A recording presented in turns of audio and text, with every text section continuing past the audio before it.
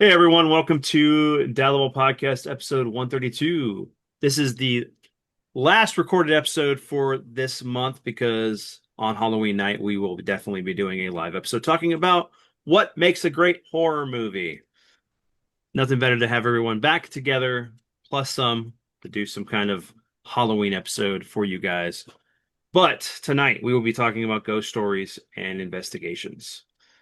Tonight, of course, I got my dad, Colin, and Zombie finally on again, especially on a Halloween episode. How you doing, brother? Doing all right. Just doing the usual, working, taking kiddo to school, the usual responsibilities. Couldn't wait to join you guys on tonight's episode. This is a very interesting topic. Hits close to home more than some people know. Colin, Dad, you guys? I'm here. Father Christmas over here. Well, The old father. uh, yeah, because you convinced me to tell a story that I You know, cannot stand telling. Um, I'm a firm believer in that you can invite things back into your life, and you need to be careful what you do, what you talk about. Um, it took a long time for to get rid of whatever that was, but yeah. I don't want it back. Don't worry. We'll among the podcast walls, we're putting up a thing around your house, Dad, that protects you from any of that stuff happening. So you're good. Anyway, um. Yeah, no. So this has been a long time coming. We've been trying to get this recorded for like almost 3 weeks now. So many things going on between stuff and life, family stuff, work, tired, exhaustion. But so where do we want to begin with this? I know I talked about ghost stories.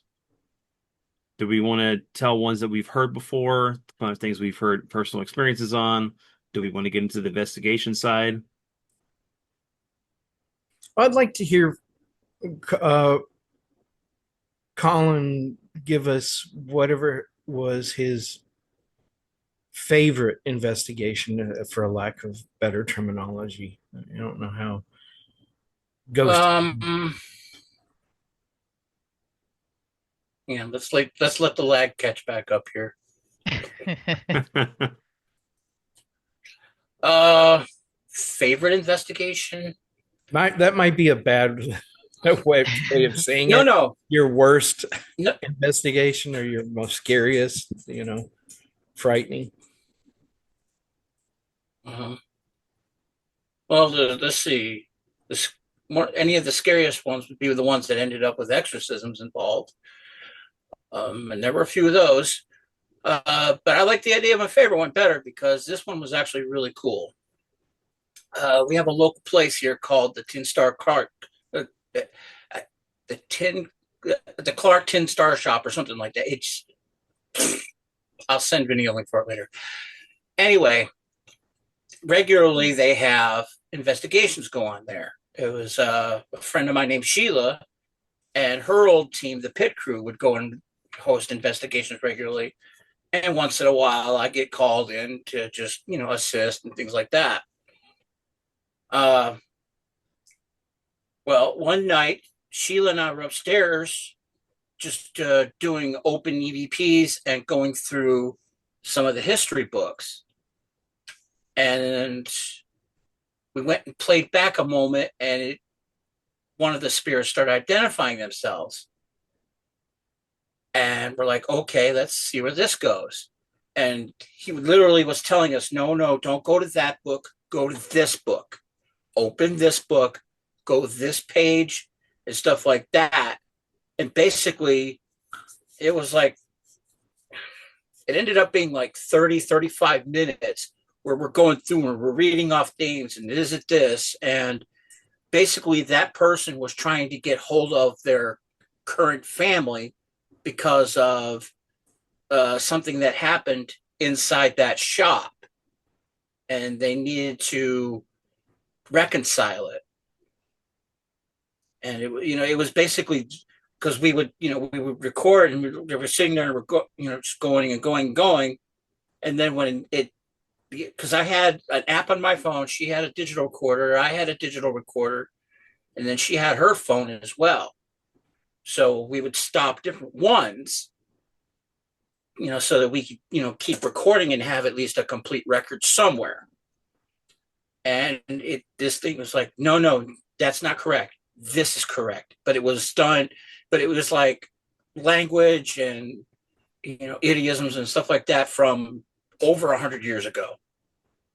So you had to sit and listen, but it was definitely a man's voice.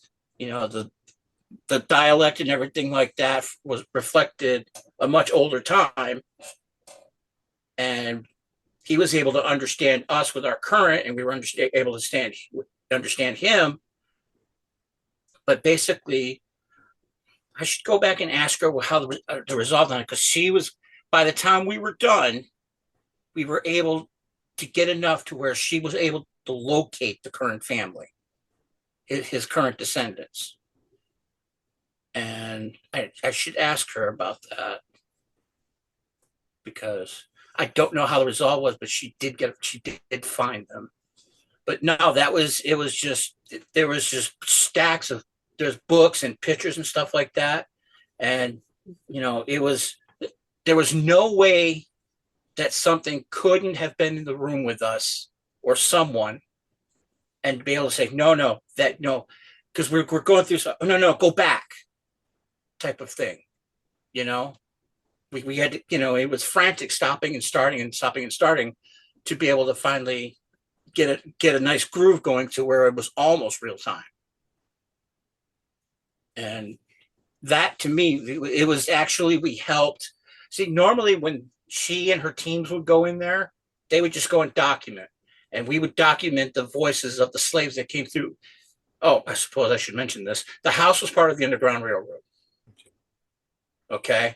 So there's a whole wall where a furnace was, and then behind the furnace was this little tunnel. It went through all the basements for a quarter of a mile down to an opening, what we call the Salmon River, which actually runs about 150 yards right off to my side here. But the Underground Railroad was a huge part of our town. Then there was this long tunnel, and we several times we caught slaves and freed slaves and stuff like that, and people on the Underground Railroad coming through and talking about, you got to be quiet, you got to do this, let's do this. And then they would say to us, like, turn off that light. We don't want to be seen, we can't be heard. And then some of them were talking about how hot the furnace was, things like that. But this guy that we ended up, I believe he was military, and he wanted people to know that he was not, against slavery, that somehow they thought he was, or something. Like there was some confusion somewhere along the line. And he's like, no. And he basically, from all the articles and everything we pulled together, we were able to tell his story. So that would be my favorite investigation. I mean, it was, I'm as I think about it right now, I'm trying to piece it together, because it was just so rapid fire by the time we were into it. Most but we intriguing. actually helped him. Yeah, we actually helped him cross, because after that he was gone. Normally she would go and just investigate and document, and very rarely did they actually, help him transition. And I explained to her one time, I said, no, these people can't stay. As much as it's good to have you be able to come in and get solid evidence every time you come in and investigate, some of these people need to go. They cannot keep here.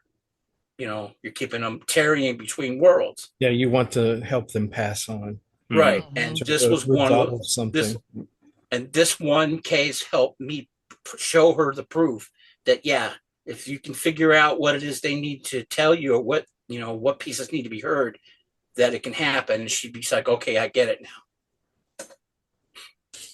And you don't always have to use digital. I know a lot of people prefer the digital stuff, but I remember back in the day I used to carry around that flat tape recorder like the one that you saw Hmm. in the thing that Kurt Russell was talking on. And then Yeah. I switched over to the handheld micro recorders with the little tapes. Yep. Yeah, I have 3 of them. And I can remember just walking through somewhere, and even if it was just like a normal place, something, wasn't a history of haunting, and these would be brand new tapes, and I just put it in and just start recording background noise and what's going on in places, especially if I had a feeling about it. And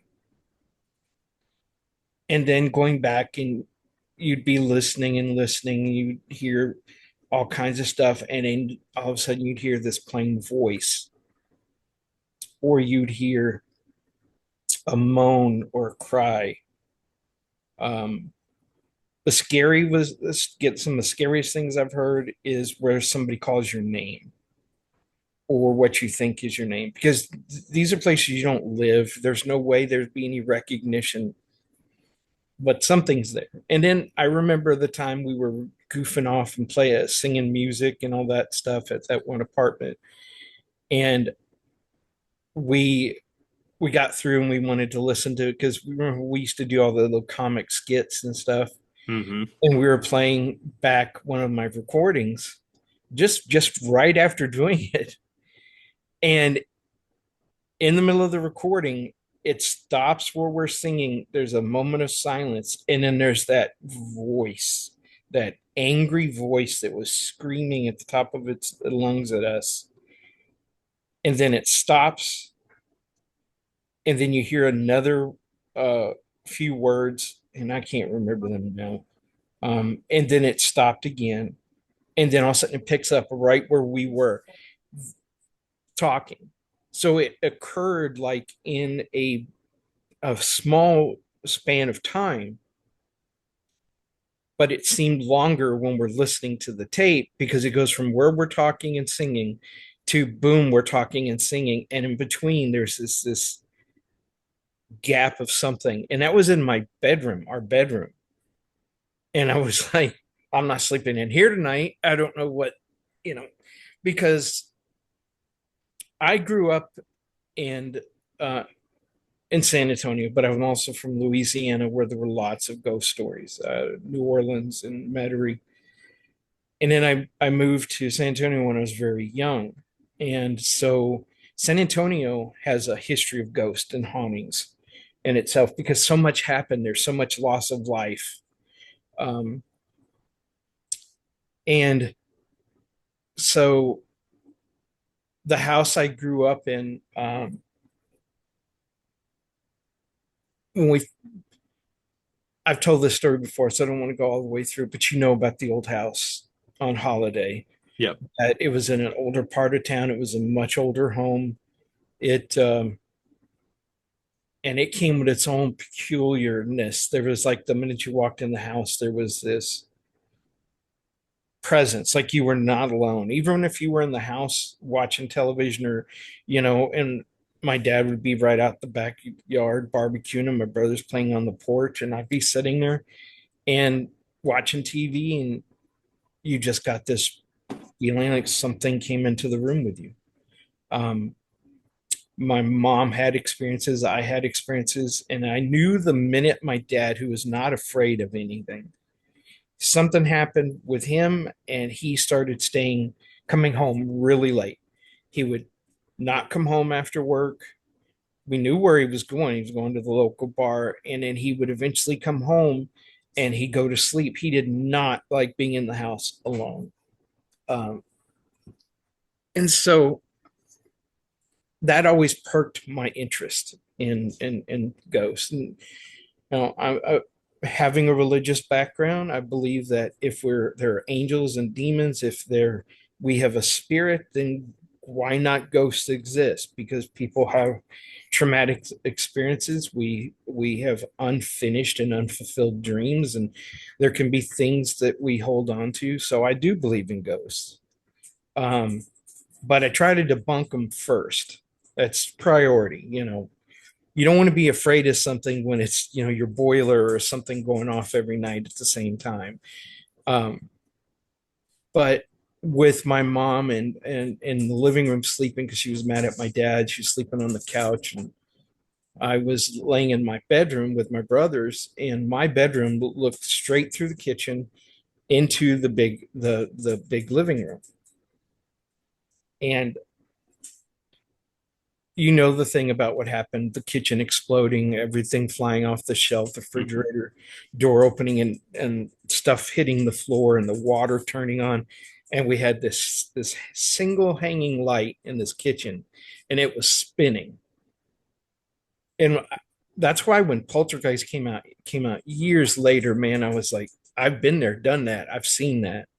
And I just remember what was going on, and I walked to the door, and I saw my mom set up and walk towards the other door facing me, and we're looking into the kitchen. And for some reason the house was angry, and then it stopped. It was just like choop, and that light slowly quit pendulum them, and it finally stopped, and the kitchen was a mess. Neither my brothers or my dad woke up. It was just me and my mom, and we quietly went in and cleaned everything up. Not a word between us. Um, when it was all said and done, I saw her go back and curled up onto the couch, turned the TV on, and I could see her watching, and having her watching allowed me to go to sleep. And the next morning, I was like, she goes, no, we don't talk about it. And then, we eventually started talking about it and talking to my dad about it. He didn't believe, he thought we were just watching too many scary stories until he was sitting in the bar. And me and my brothers are in the living room. My mom's working at night, and we're watching television, and it sounds like all the furniture upstairs is moving around. And we eventually went up there, and everything was topsy turvy. That was when I think it hit home from my dad. Um, I know that was about the time he started. We lost my brother, and he started shipping out a lot, and because he was a merchant marine and a heavy equipment operator. And there was this old lady, man, I don't know. She kind of looked like my mom, but much older. And I would see her walking through the house out of the corner of my eye. Or there was one time I woke up because I felt I was being stared at, and she was standing in that same doorway in that kitchen. We had two doors into my bedroom. One went to a hallway that went to the bathroom, and then down to where my mom and dad slept in the washroom, and then the one that went into the kitchen. And I can remember feeling I was being watched, and I woke up and I looked, and there was just this woman standing there, and I thought it was mom. She was in My mom used to sleep in these long nightgowns, and I was like, I said, "Is there something wrong?" And she didn't say anything. I was like, "Mom, what's going on?" And she just kind of faded into the darkness of the kitchen. And so I got up and I was walking towards that door, and my mom came from the other door, scared the man out of me.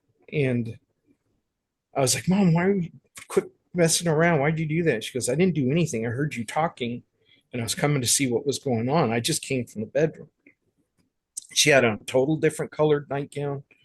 Um, and she goes, "It was an old lady, right?" I was like, "Yeah." And she goes, "I've seen her." And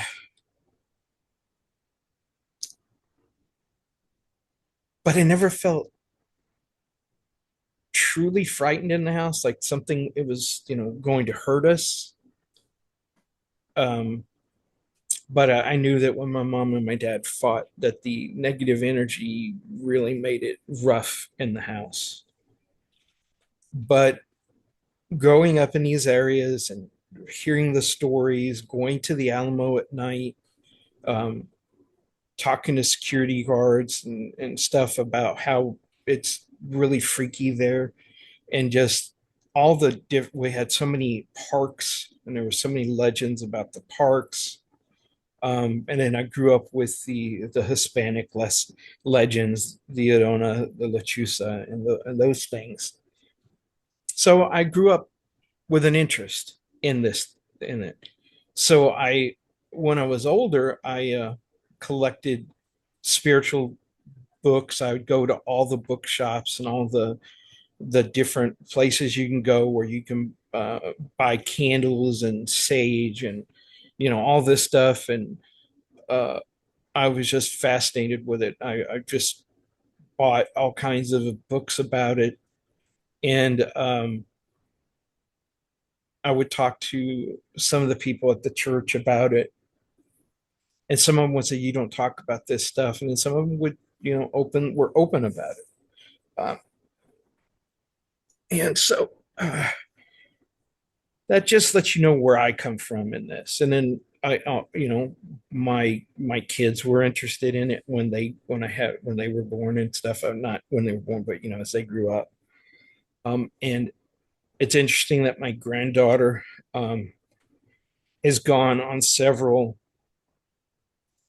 investigations, and just as y'all guys used to go with me when I would do stuff like that. Mm-hmm.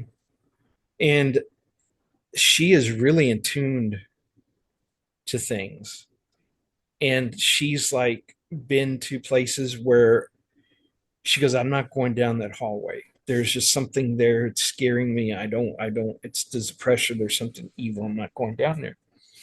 And then other people go down there not knowing what she's been telling people, us.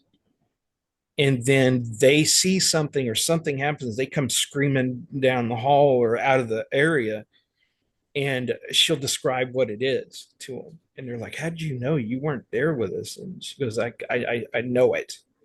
And then when her mom took her to that one grave up here, Cemetery, yeah. that cemetery where it's a lot of people come there because it's a lot of haunts. And she was like staring at over by this tombstone, and uh, her mom was asking her what's going on. She goes, there's a little girl over there. She's kind of dressed in these old clothes. She didn't know what to say to describe the clothes, and she's sad. And I don't know if I don't know if I want to go talk to her. And so you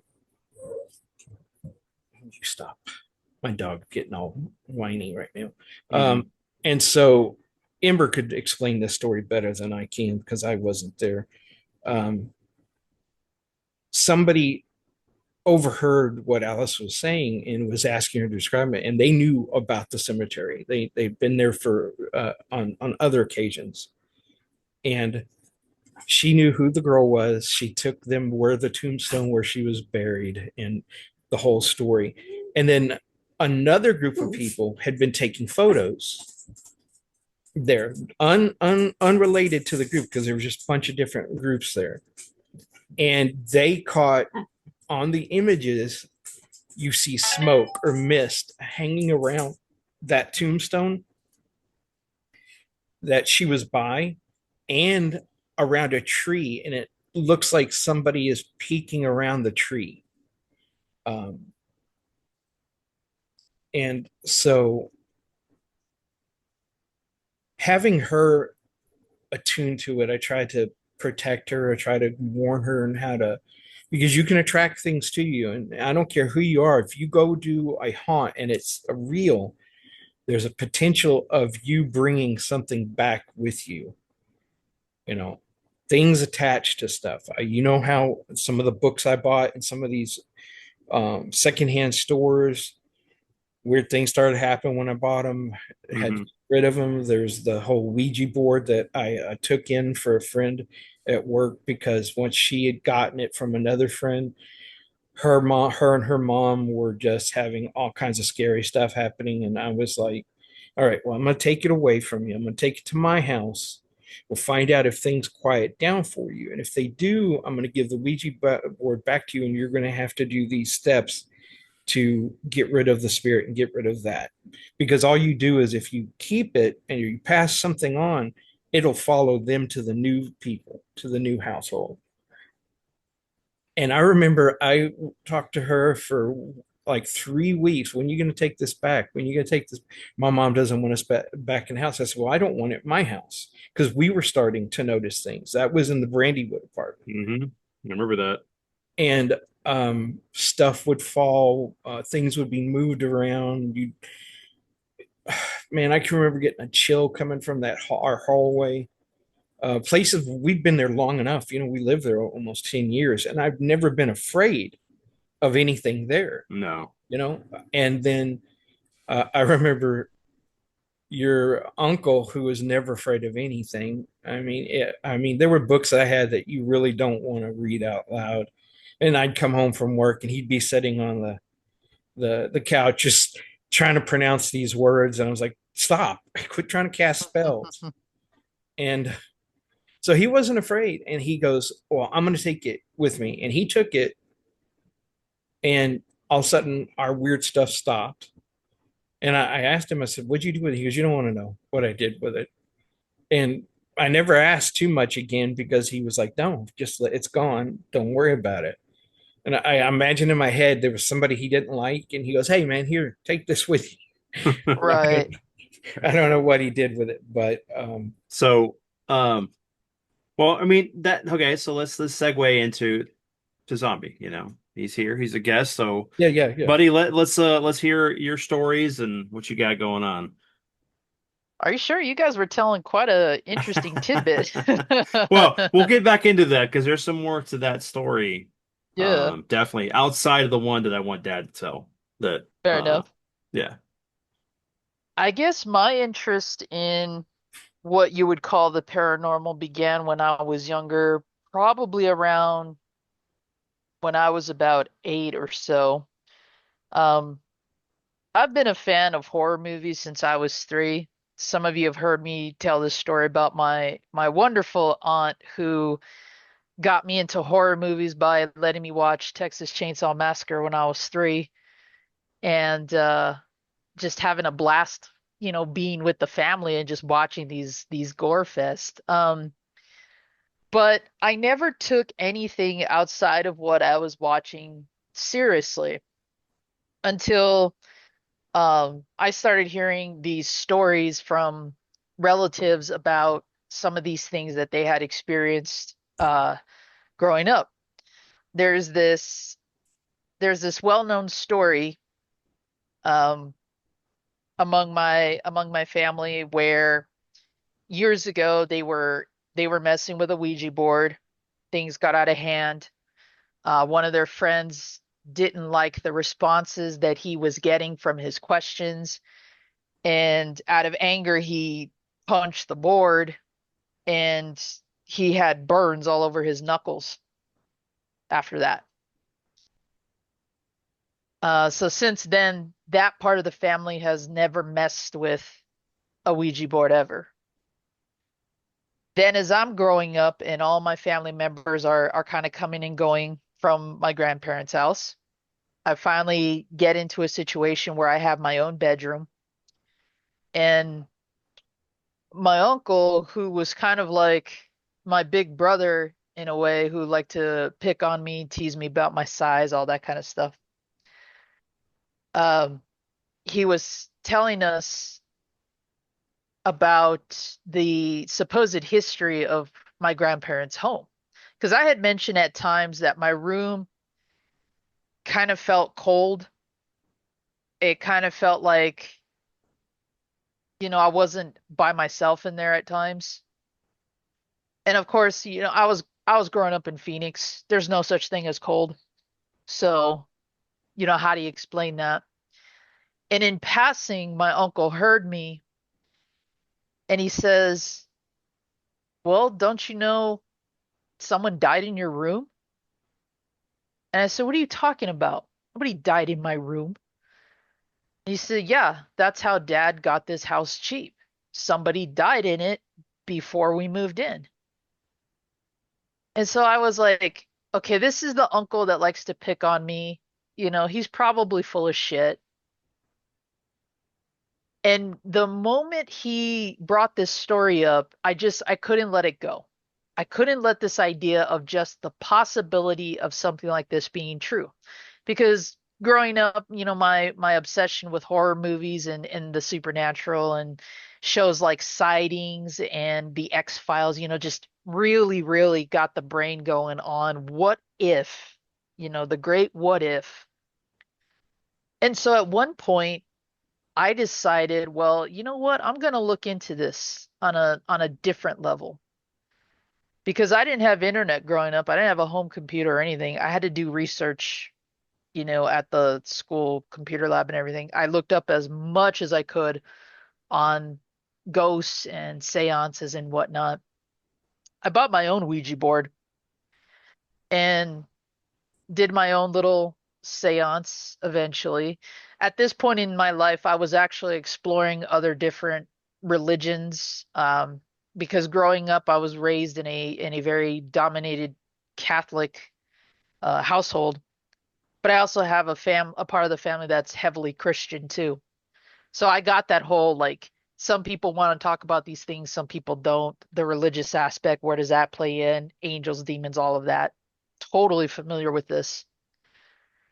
And so eventually what I started doing was I started doing my own little seances in secret, hoping to bridge the gap between if there's some truth to this, maybe I will, finally make contact with whomever or whatever this is. Naturally, of course, knowing that you can bring things into this world that you don't want to.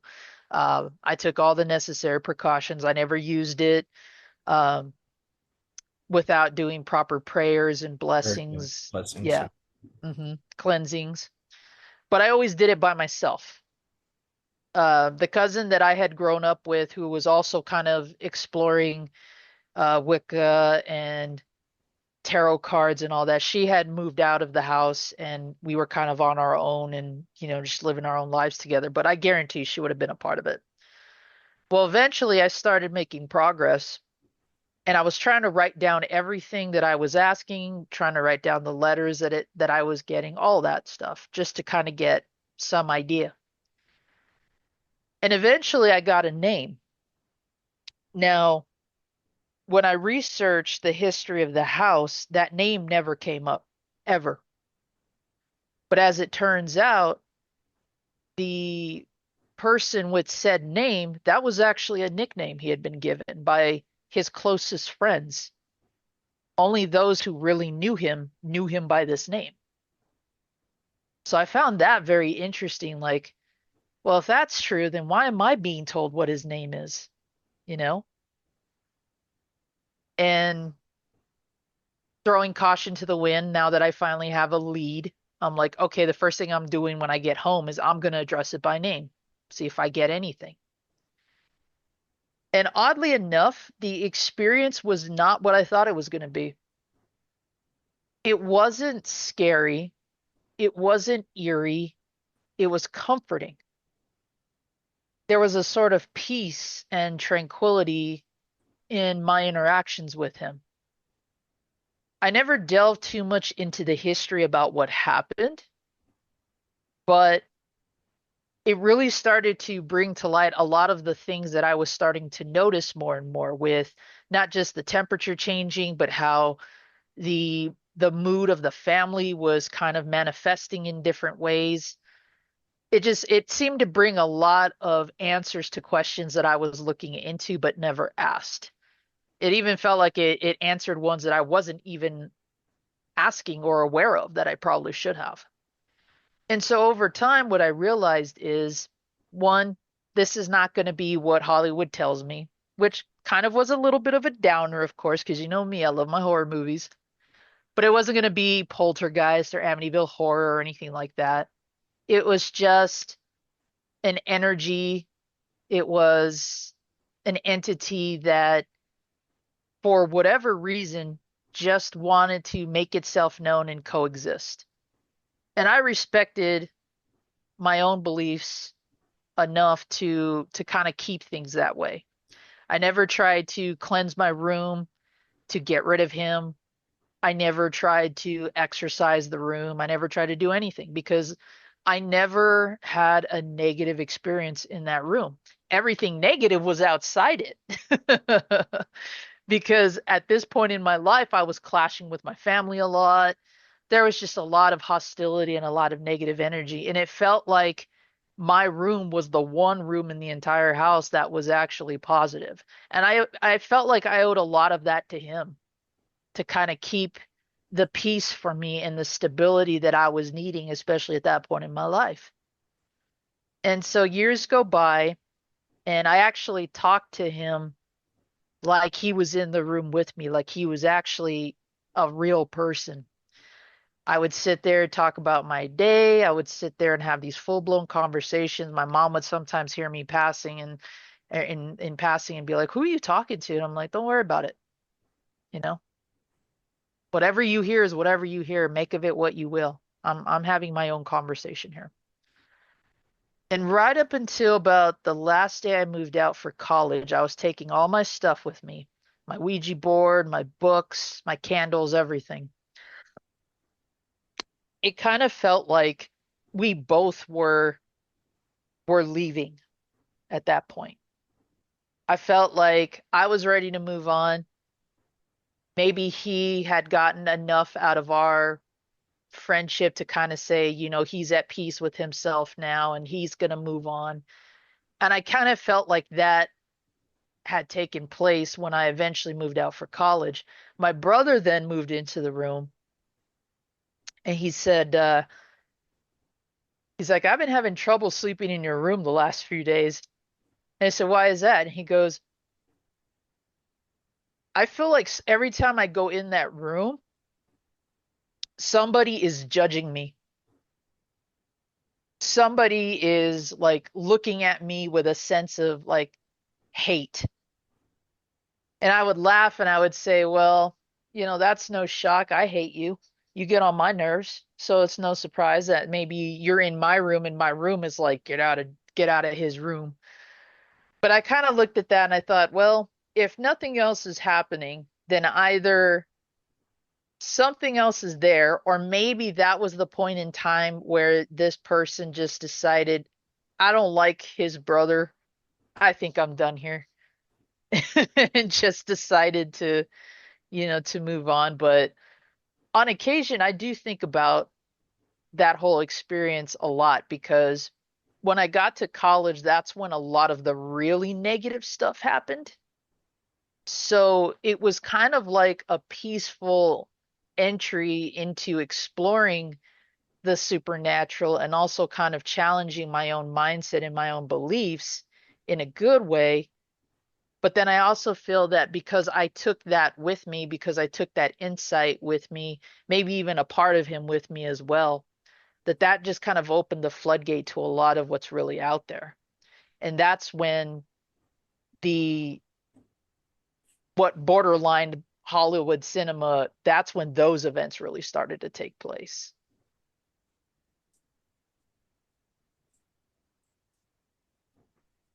I'm being assaulted by my dog.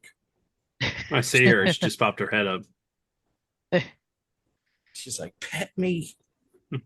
Um, I gotta say, and Colin can add into this, that when you're dealing with spirits, they will deceive you and they will know your weaknesses and they will exploit them if they are malignant.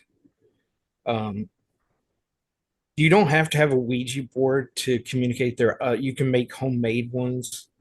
Hmm. We used to use pendulums to detect if something supernatural was in a room, because a pendulum will start to spin or swing when there's no breeze, there's nothing in there. No, it's not connected to power. Okay, hold on. You got to move. You're trying to climb up into my face. Um,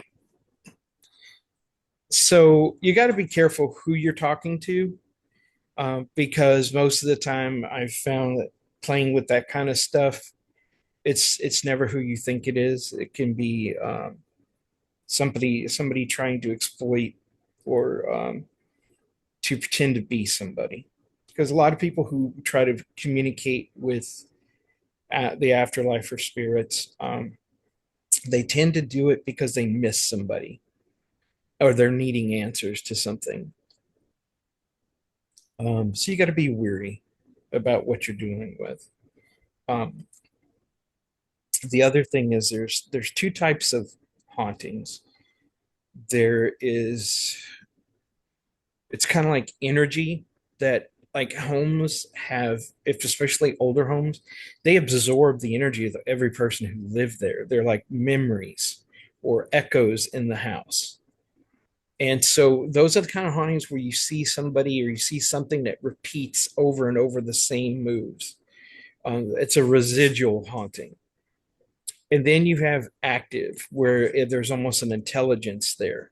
The ones who will interact with you, like rolling a ball to something and it rolls it back, or something like that that indicates it's trying, like EVPs, like when you're talking and it responds to your questions. Um, One thing I've seen and witnessed that is that you know you got to take in consideration the period of what it is that you're investigating, how old it is, what the haunting is, and what language or mannerisms they had. Because if it's not something fitting of the period where that entity passed on, um, there's a good chance it's something else, um, that's trying to communicate with you because it's picking up on what you're wanting. There's also those times when you get pushed, scratched. I've had many of that. Um, my grandson went to an investigation and he got all scratched up. These are ones that are very protective, like say the spirit that was guarding your room. They'll have somebody they like, and anybody who else comes in there is an intruder, and they will want you to leave, and they will do things to make you leave. Mm-hmm. Colin, you've done this as much as I have. You've got anything to add? Uh, let's see. When it comes to being deceived and stuff like that, yeah, that is a very common event, a very uh, stumbling block, I guess you could also call it. Um, I guess between the experience and having the ability of discernment or the gift of discernment, uh, basically is your first step, is your first line of defense with it. And if it's being deceptive, then you have to try and figure out, you know, what exactly are you dealing with?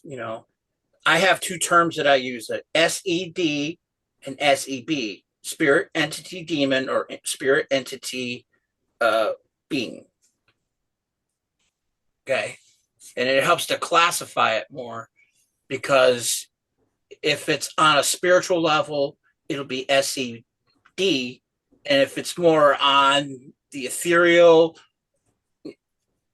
okay, the supernatural level, the ethereal level, then it could be an SEB, because even though demons are spiritual based, they tend to mess with you and mix it up on the earthly realm, as opposed to, you know, like kind of like what the old hag is. Yeah. Okay. Mm-hmm. Now, a lot of people claim that's a paranormal event. No, that's a supernatural event. But because it happens to you in a dream state type of thing, sometimes it'll replicate the situation of like an alien abduction. And that there are people who have confused the two of those, as a matter of fact, where something will come on you and it'll oppress you and it'll mess with you and things like that. And because your cat wants to come in and out of reality, Yes. there we go. But because it basically it's like a thinner part of the veil, it'll all come down to, how do I put this?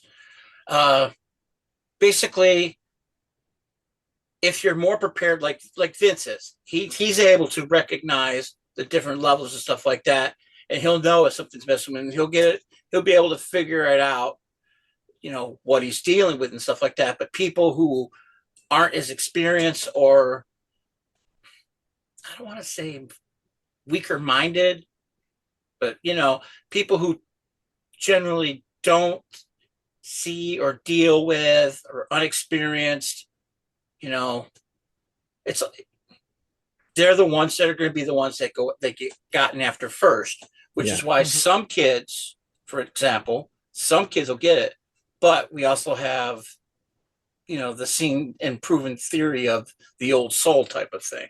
Yes, I Or think some that plays a lot to do with it. That old soul, because your soul has been around maybe multiple lives. It's seen things, and so it leaves you susceptible to being able to see things. Right.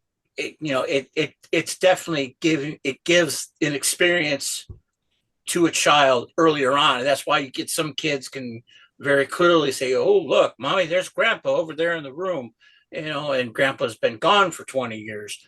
It's like, what? And they'll say, "Oh, you're just imagining these things like that." Nah, I know of a girl, a very debilitating disease. Okay. Mhm. She's an adult, but her body might. I'm trying to protect an identity here. Anyway, unable to communicate. What's going on upstairs isn't exactly aged with.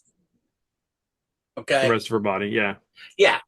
So, but this young lady, and it's pretty much the belief of everybody else who knows her, she can see and communicate with angels. And because of the one thing that she's actually capable of a couple things, but the one thing is laughter. Mm-hmm. Okay.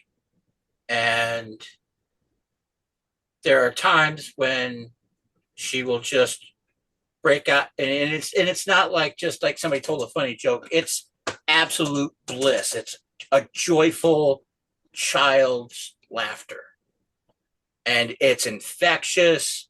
And there's nobody in the room, even if there's a lot of conversation and stuff like that. When she laughs, the whole room, the temperature comes down instantly, regardless of what's going on, because it is so infectious. It is so permeating that you can feel the presence of something going on through her. So, that there are, and I've always had this belief, and I know I'm kind of meandering here, and I apologize, but I've always had the belief that special needs children have always had more openness, more not susceptibility, but kind of like being a really good radio receiver. Yes. Mm-hmm. Okay, they always, and the more acute, I guess, their condition would be, or situation would be, the more open those frequencies available or are to them. And I believe that people are, like you said, an antenna. They attract things to them. Um, What do you think about all the things that could be the trappings of the world as we grow older that kind of put up these walls to make us not see certain things or experience certain things? You know, someone that may be a special needs, someone who's super autistic or whatever, depending on whatever their lack of a better term, handicap is, they're more susceptible to other frequencies like Colin's saying. So that would make sense, you know, because there's who knows what kind of things are out there that they could be influenced by things on different planes of existence, different dimensions. Um, you know, the possibilities are to be determined because we're still learning about our world as is anyway, based off our current knowledge. Right. So, And the way some people and corporations or whatever, they always try to, well, this is the world as it is, and we want you to see this, and they'll steer you along. It's like it's like having the news and the politics and all that stuff like that. They want you to have certain knowledge of things, but there are, again, depending upon their condition, some people are able to see through that. If something's coming at them and it's trying to deceive them, there's something pure. And I mhm. guess that would be the word we're looking for. There's a purity inside of the folks with conditions. I don't want to say handicaps and things like that. It's a condition. Yeah. It's an event that's happened to them, and they're living their lives the best that they can to adapt to those conditions. But because of the fact that certain things, the way society treats them, the way we've always perceived it, and we're getting better about it. We're definitely getting better about it. We just got a long way to go. But that purity, that light, sometimes is just so strong that it becomes like a two-way thing. It's like a lamp. Right. If you think of like moths or insects attracted to light, that's what Yes. I like in it too, is that there are certain people whose soul or who they are so bright they attract things to them. Right. And then sometimes that's that soul, that pure soul is it's not it's both magnetic and it, I'm trying to think of what would be a great example. Something that both attracts and emits. There are some that it's so pure that not only can they receive all these wonderful signals, but they emit signals on those different levels and different planes. And I honestly think that certain people, like on an autism scale, or if you have certain what they call degenerative diseases and things like that, like cerebral palsy and things like that, to where your age and your physical and your mental are not the same. I think that space and where they say you're supposed to be and where you are, I think that's filled with, not just it's not an empty space. It's like, okay, this is, it's a vibration. You can see into this realm, or you can see into this thing, or like a multiverse thing that they're, it's like they say how the ADH thing works here. Everything's so hyper. Mm-hmm. What if, what if they're like speed reading multiple dimensions, planes, levels of existence? And some people can process that much information. Some people can't. That would help explain why there's different levels of the condition. And again, the older they get, the more experience they can become about it. And then it can appear on the physical level or a medical level. Oh, they're improving. But when all they're doing is adapting because of everything they're learning from point A to B. I mean, that's just a theory. Yeah. I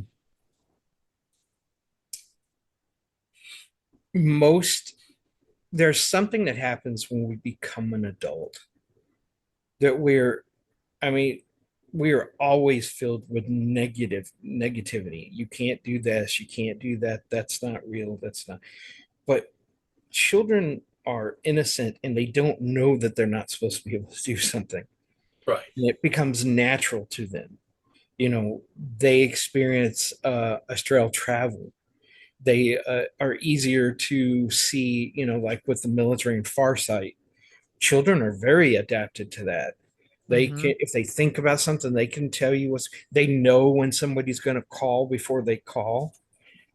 Uh, Dallas, my nephew, if he demanded to speak to somebody and would have a fit saying, I need to talk to them, I need to talk to him, you better let him talk to him, because usually that person would die within a few days.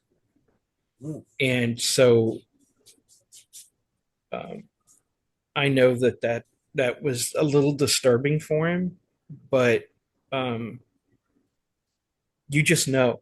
It's just like you can be thousands of miles away from a relative and just know when they're gone.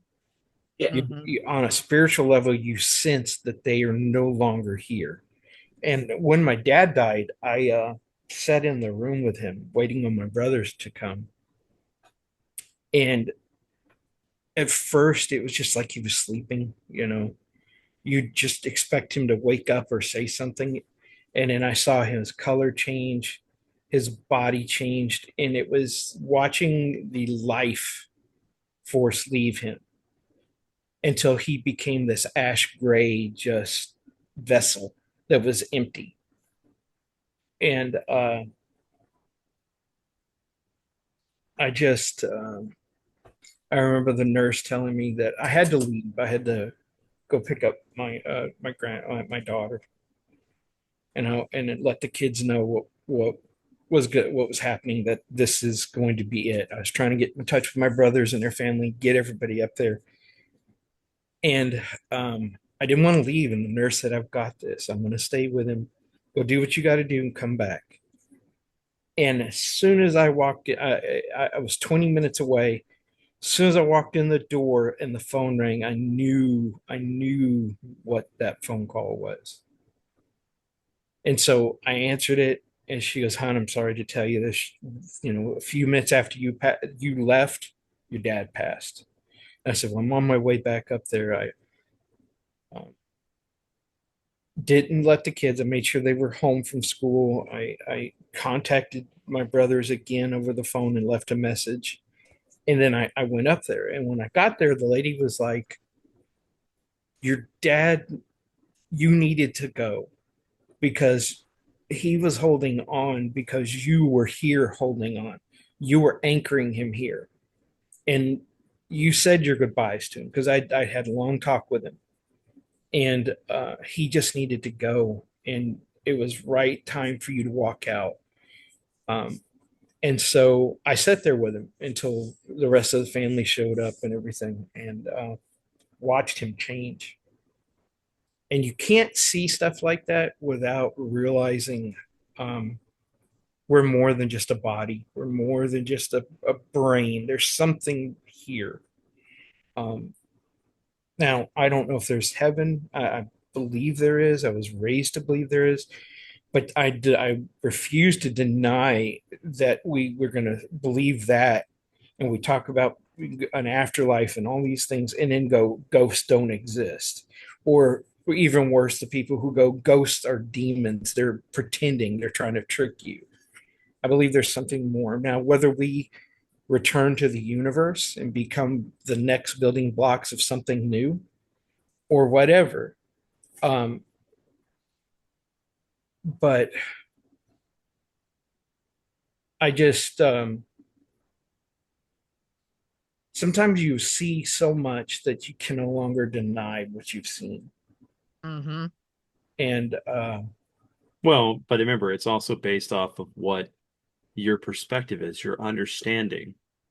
Because remember, what could be something simple as a lighter now could be conceived as magic back right, in well, 100 years ago. science now would be considered magic in the past. Right. It's true. So, and so it is based on our understanding. And sometimes That's that whole thing of like ignorance is bliss, of like not knowing enough to be okay with that, to help you sleep at night, because sometimes those things of pondering the universe and everything that is keeps you up at night, because sometimes it's maddening not knowing what is out there and the truth of it all, and never knowing that you'll never know the truth, or knowing that you'll never know the truth, which makes it really hard. Like, is I know we're getting into a whole different off-topic situation here, but it does go flow with what we're discussing.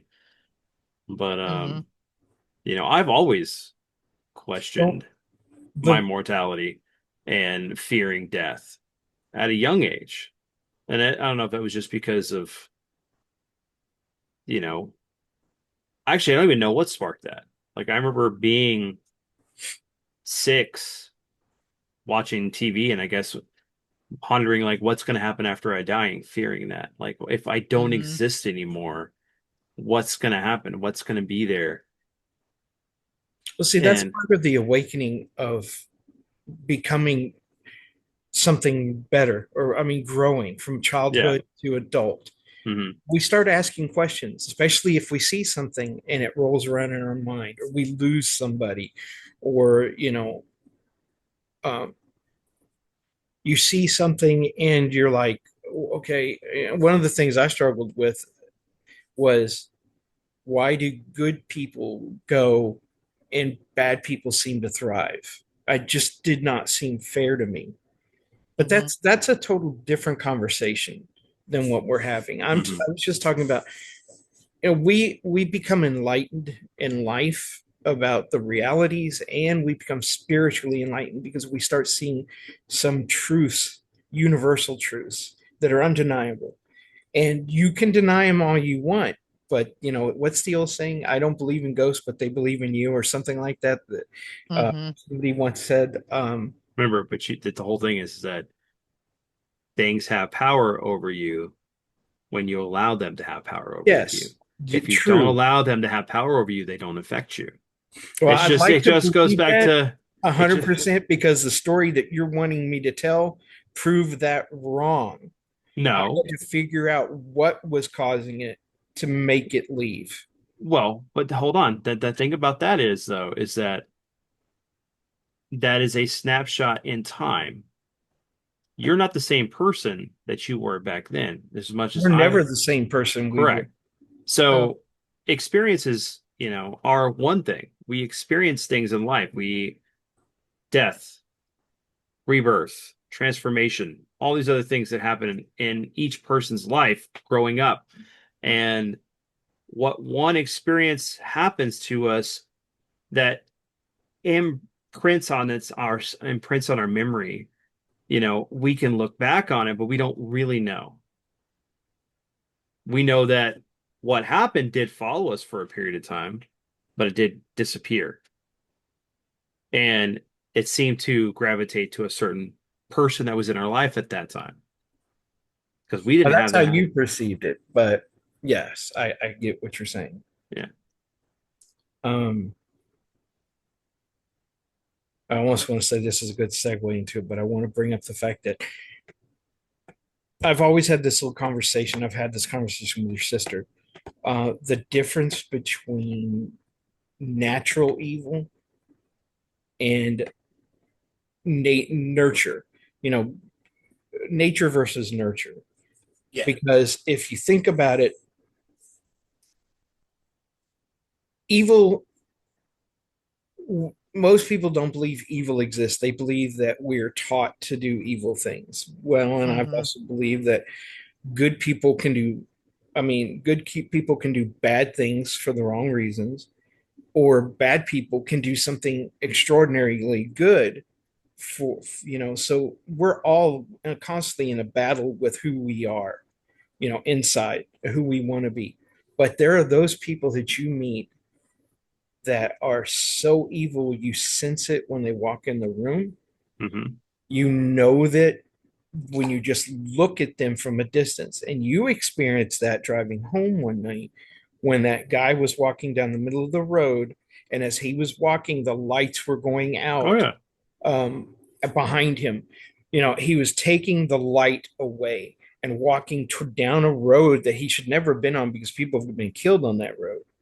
Um, and Well, and I had that same experience within the last 2 years, so or last 3 years. so I do believe that there are some things that are just naturally evil. You know, Hmm. I believe that yes, some things are taught or some things are instilled, but I also believe in redemption, and I believe that people can change. Um, but there are some people who seem to be so good that they sacrifice everything for others and they never seem to think about themselves. And just to balance that out, there are some people who are so evil that it seems that's the way they were born, and they have there's nothing redeemable about them.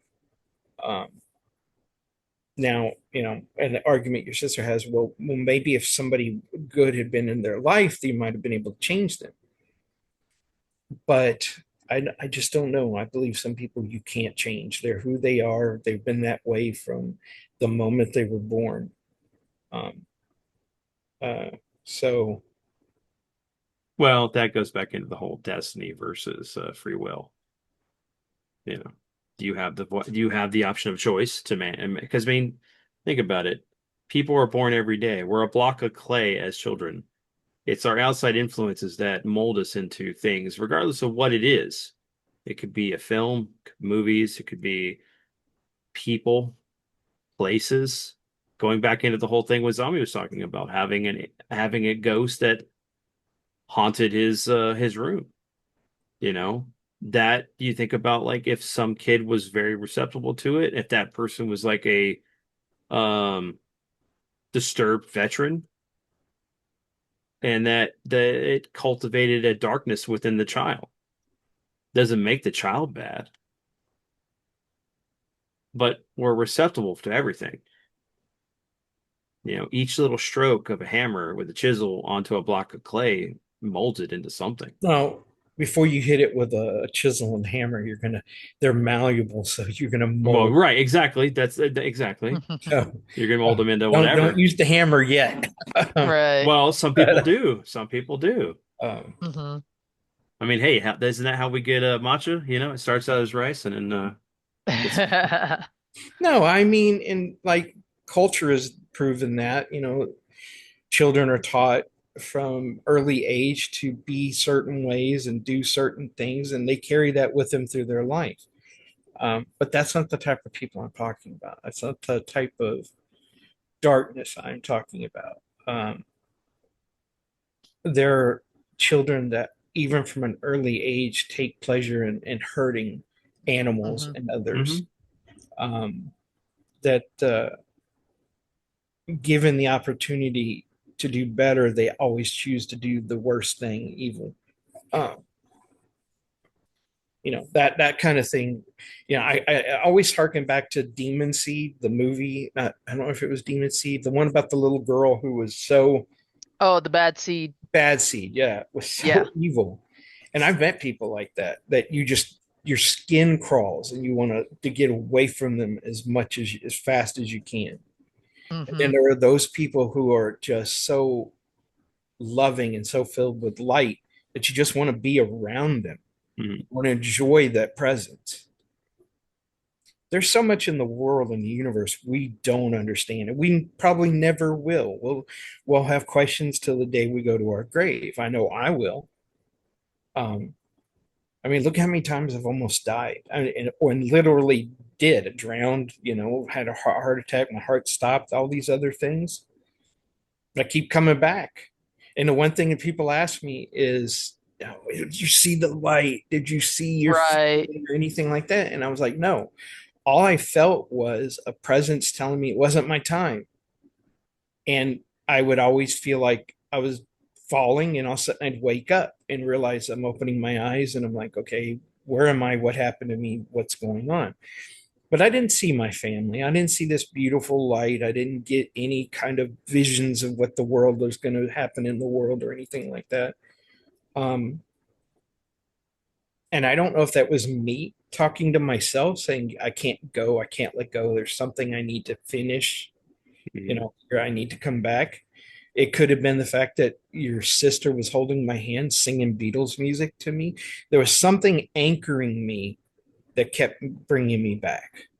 Hmm. And I'd like to think that there's still something left I have to do. Um, It gives you purpose. yes, Yeah. but I've met several people who read auras. I've had friends who read bones, ruins, tarot cards. Um, you can tell when they're asking leading questions or they're trying to. It, Part of it's fake, but man, you really know when there's Yeah. something else there. Yeah. And I had three different people at three different points in my life that never knew each other that described my aura exactly the same way. And it wasn't me asking, "Do you see my aura?" It was like, "Man, what's up with your aura? It's this."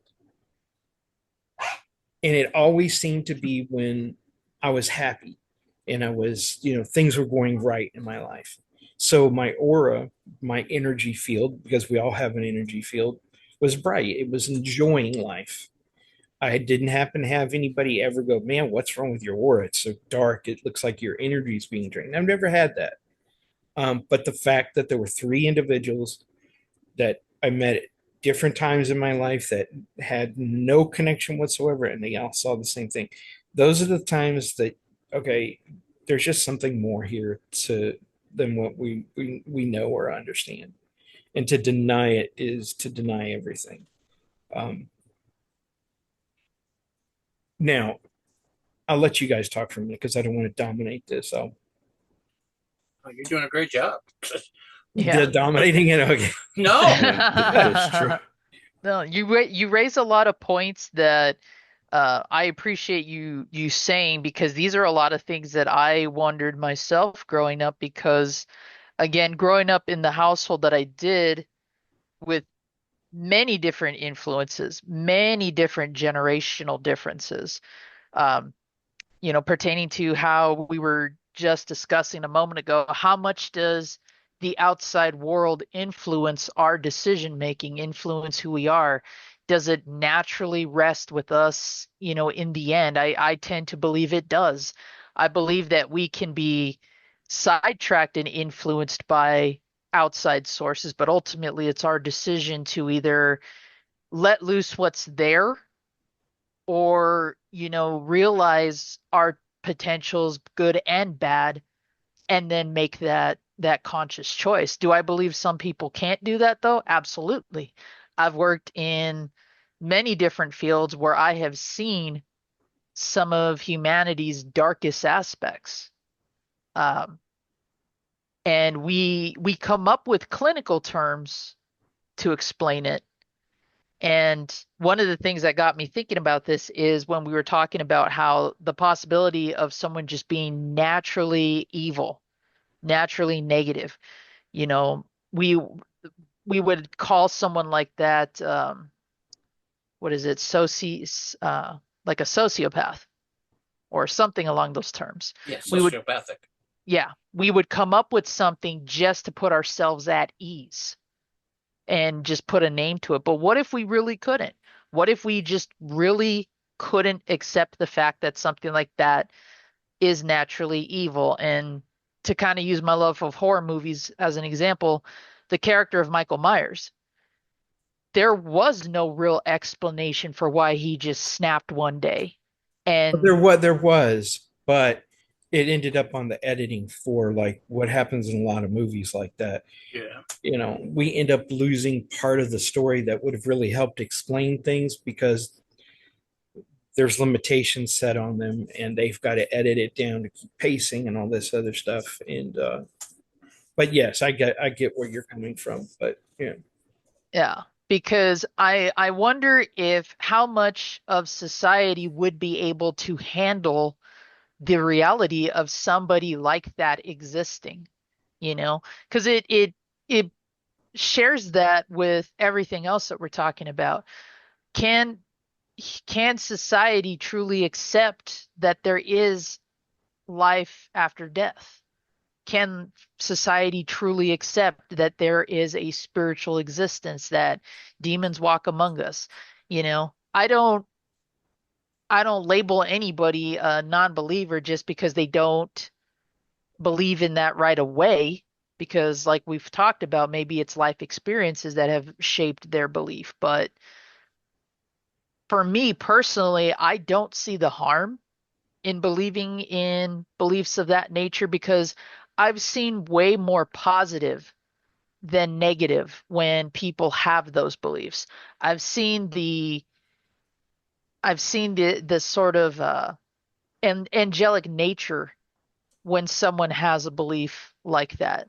Um, Years ago, when I lost my great grandmother and my great grandfather, who I was close to, this was around the time I was in high school. My great grandmother passed first, and it devastated our family a lot, and we're still kind of bouncing back from that even after so many years.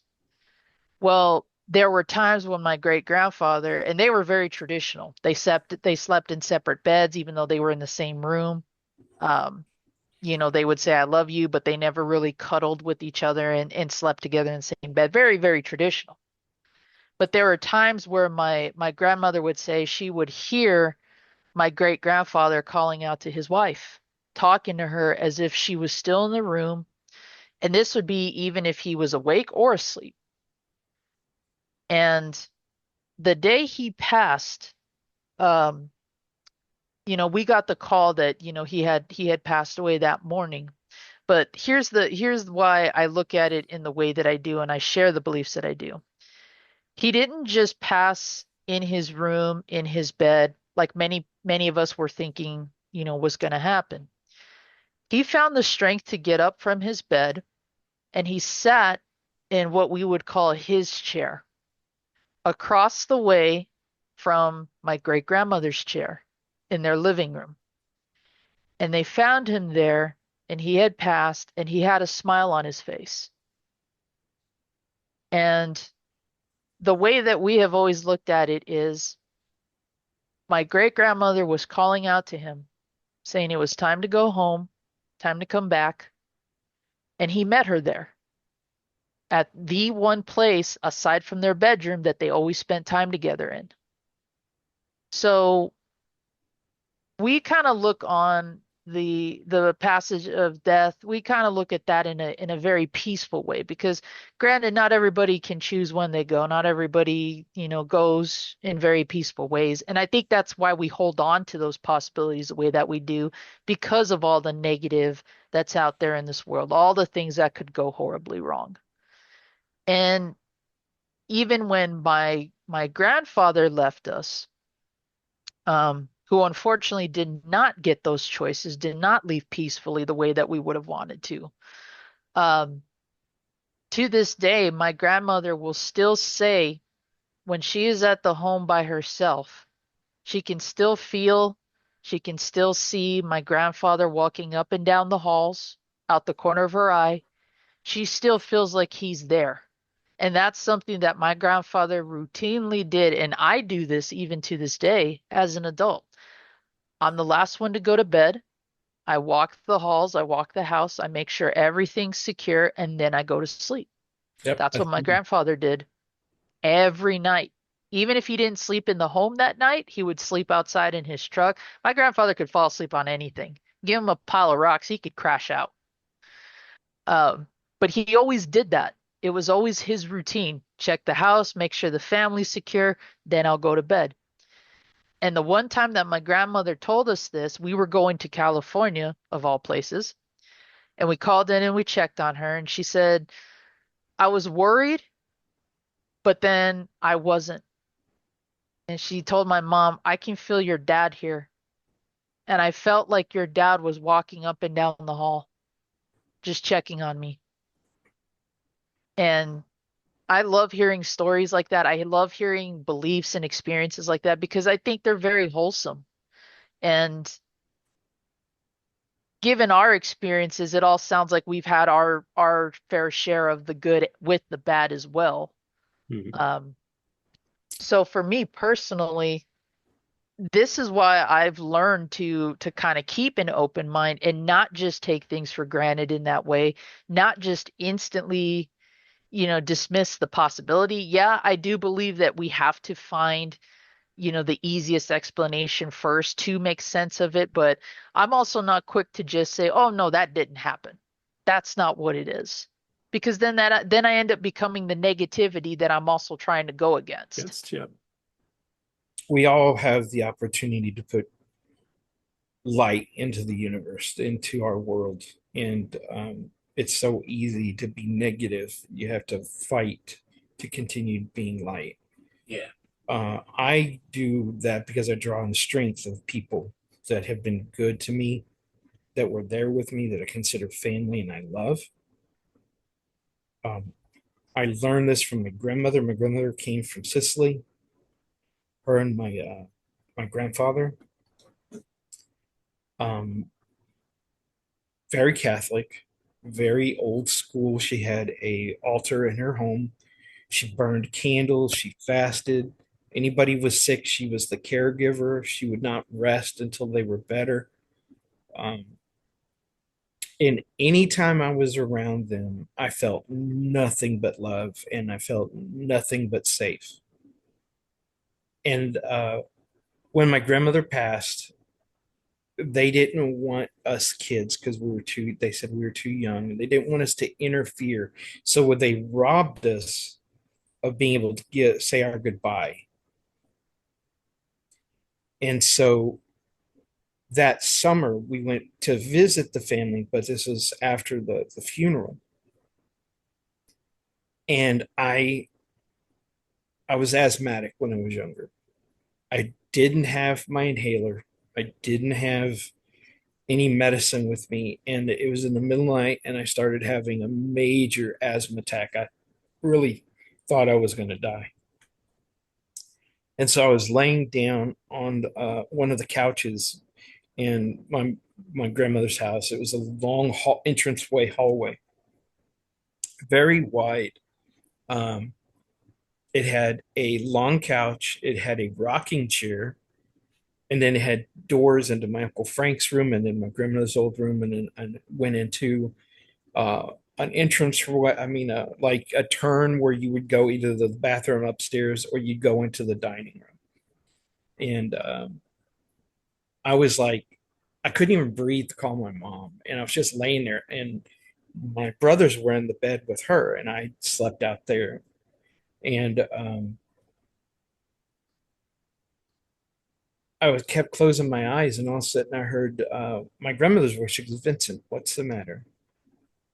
And I was like, "Oh, I can't." And I was not thinking right. I was just like I was talking to her, and she was there. And she goes, "Hold on." She got me over, and she got me into the rocking chair. She went into the kitchen. She came out and she had the stuff that she'd give me when I was real little. It was lemon, it was honey, and some herbs from her garden. And she goes, "Just breathe and you drink this. You drink this." And I slowly was getting my breath in. I was just like, I'm so tired. I don't know if you've ever had an asthma attack where you're deprived of oxygen, and then once you get like a breathing treatment, your body gets oxygen. You don't get full of energy, you get extremely tired. And so I laid down and she sat there with me and she was humming and I fell asleep. And the next thing I know, it's morning. Uh, my Uncle Frank's walking by and he goes, "Are you okay?" I said, "Yeah, I had an asthma attack last night." He goes, "Oh, where's your medicine?" I said, we didn't bring it." And I said, "But it's okay. Grandma was here. She took care of me." He he didn't like that because it was like, "Oh, don't you blaspheme, don't you say stuff about my mom." And I'm like, "No, I'm being serious." And I started to talk to him about how it was and all her mannerisms and everything. It was just her. And then my mom comes out of the room, tells my brothers to get dressed and come in there to eat. She was going to make them breakfast. And then she come and sat next to me and she goes, "Are you okay?" And I was like, I asked her, she goes, "Oh, honey." And we started talking. And the I told him my mom was a little bit more open-minded to Michael Frank, but later on, my Uncle Frank come walking through the area, and he said my grandma's chair, which she was always in, was rocking, and it just unnerved him. I said, "She's here. She's in this house, and she's watching over us." And I was so angry when they decided to sell the house, and the family were fighting over all of her belongings. Um, because I knew it broke her heart because she was like that, the what is it, matriarchal, the person who held the family together, and I Yeah. knew Yeah. that once that was gone, we were all going to splinter, and that's what happened. Everybody kind of went their own way. um and the people we love, they're never really gone, they're with us. I honestly believe that. And occasionally they show up to watch over us and to protect us or take care of us.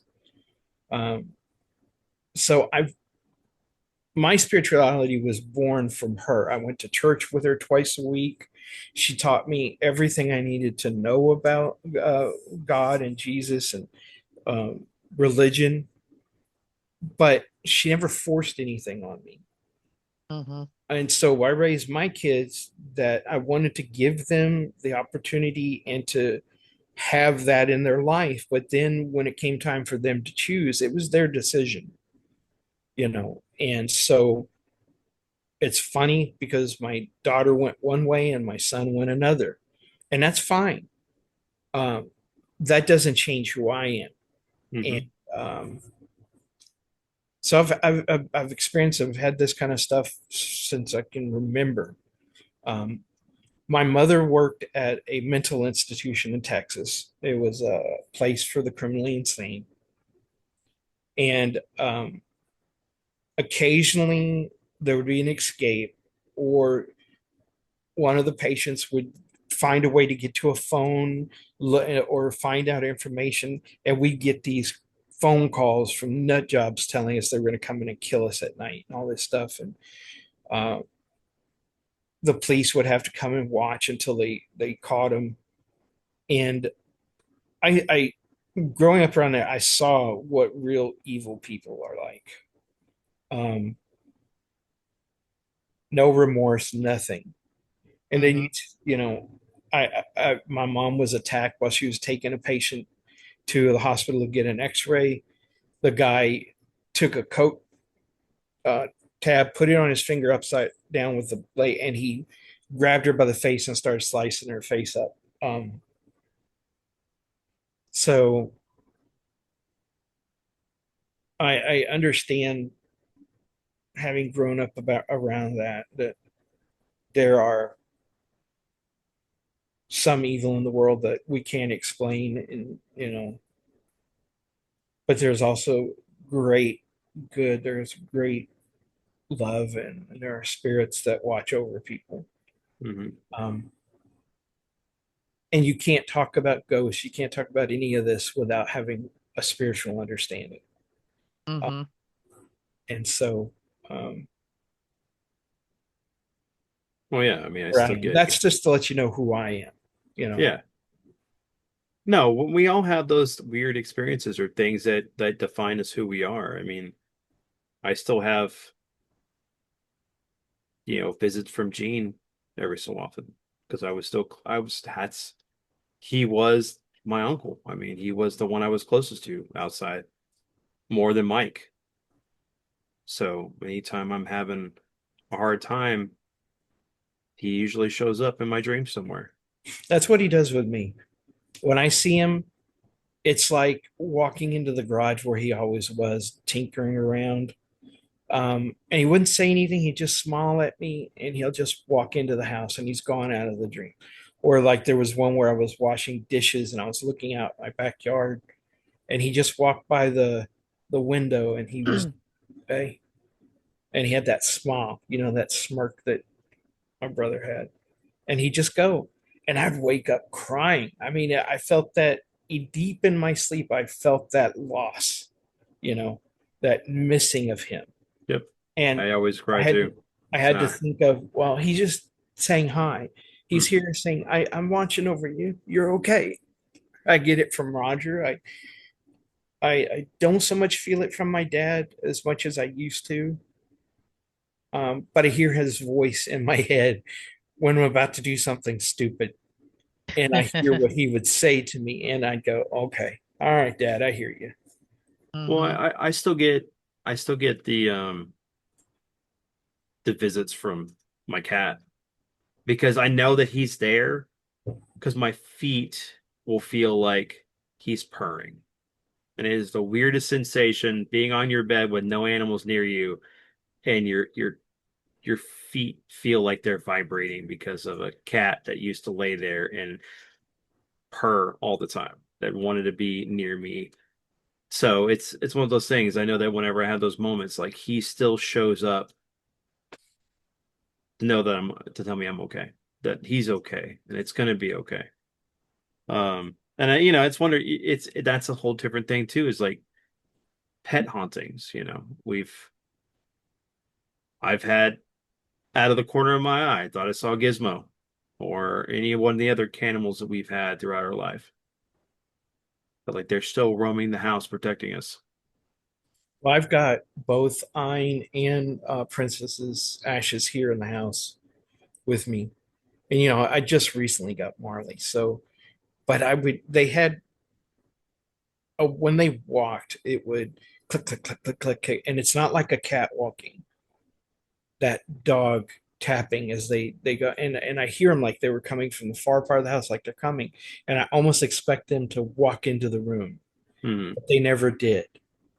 Or, Yeah, corgis being low center of gravity and with their claws.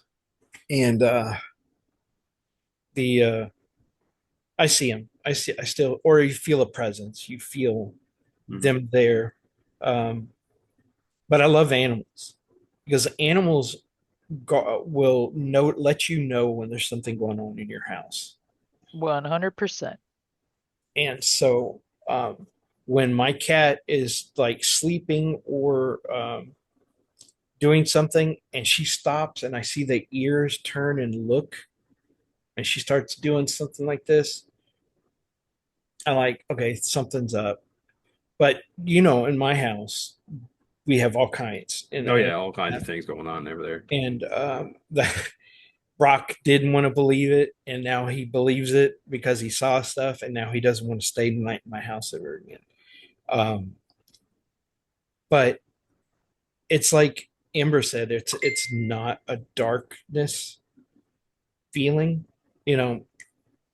And then because I remember her waking up, and Alice is, I mean, yeah, Alice is just a baby, and she's playing with somebody, and there's nobody there, and she's laughing and giggling.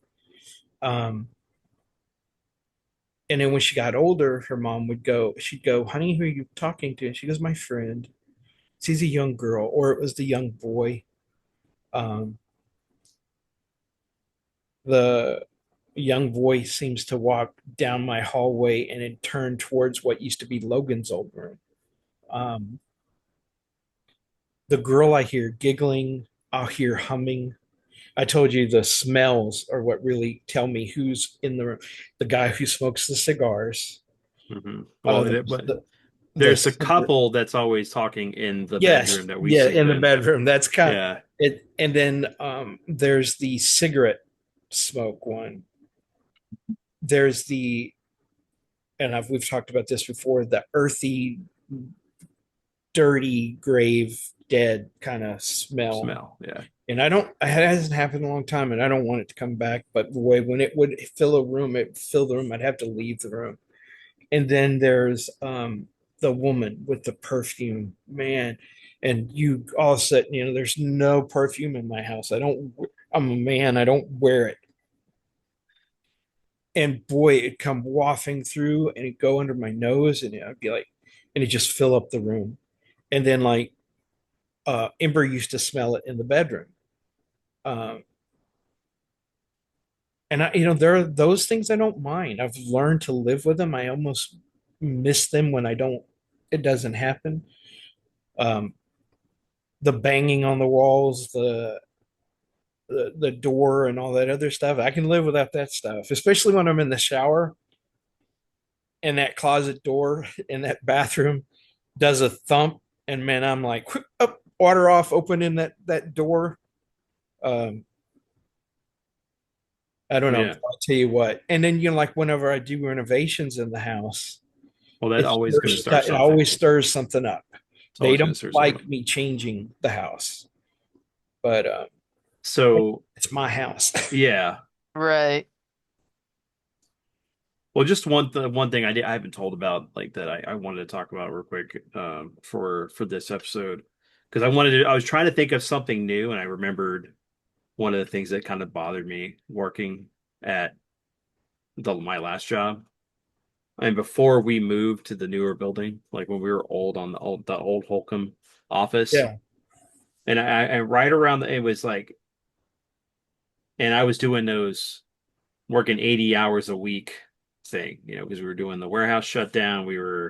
I was getting equipment ready. So I would be at work at like 11, 10 o'clock at night or 10 to 11 o'clock at night. And the cleaning lady would come through and she'd be cleaning and she would turn off all the lights. So like when I would leave, I would always get this weird feeling because I'd had to walk through the whole office to get to the exit with the lights off. So I'd have to have my phone out with a flashlight and you just feel a presence. But to go into the story, there was actually a lady killed on the premises by her husband, crazy husband. She was working in the warehouse, and it happened actually while I was working there. I wasn't there at the time that it happened, but it was there.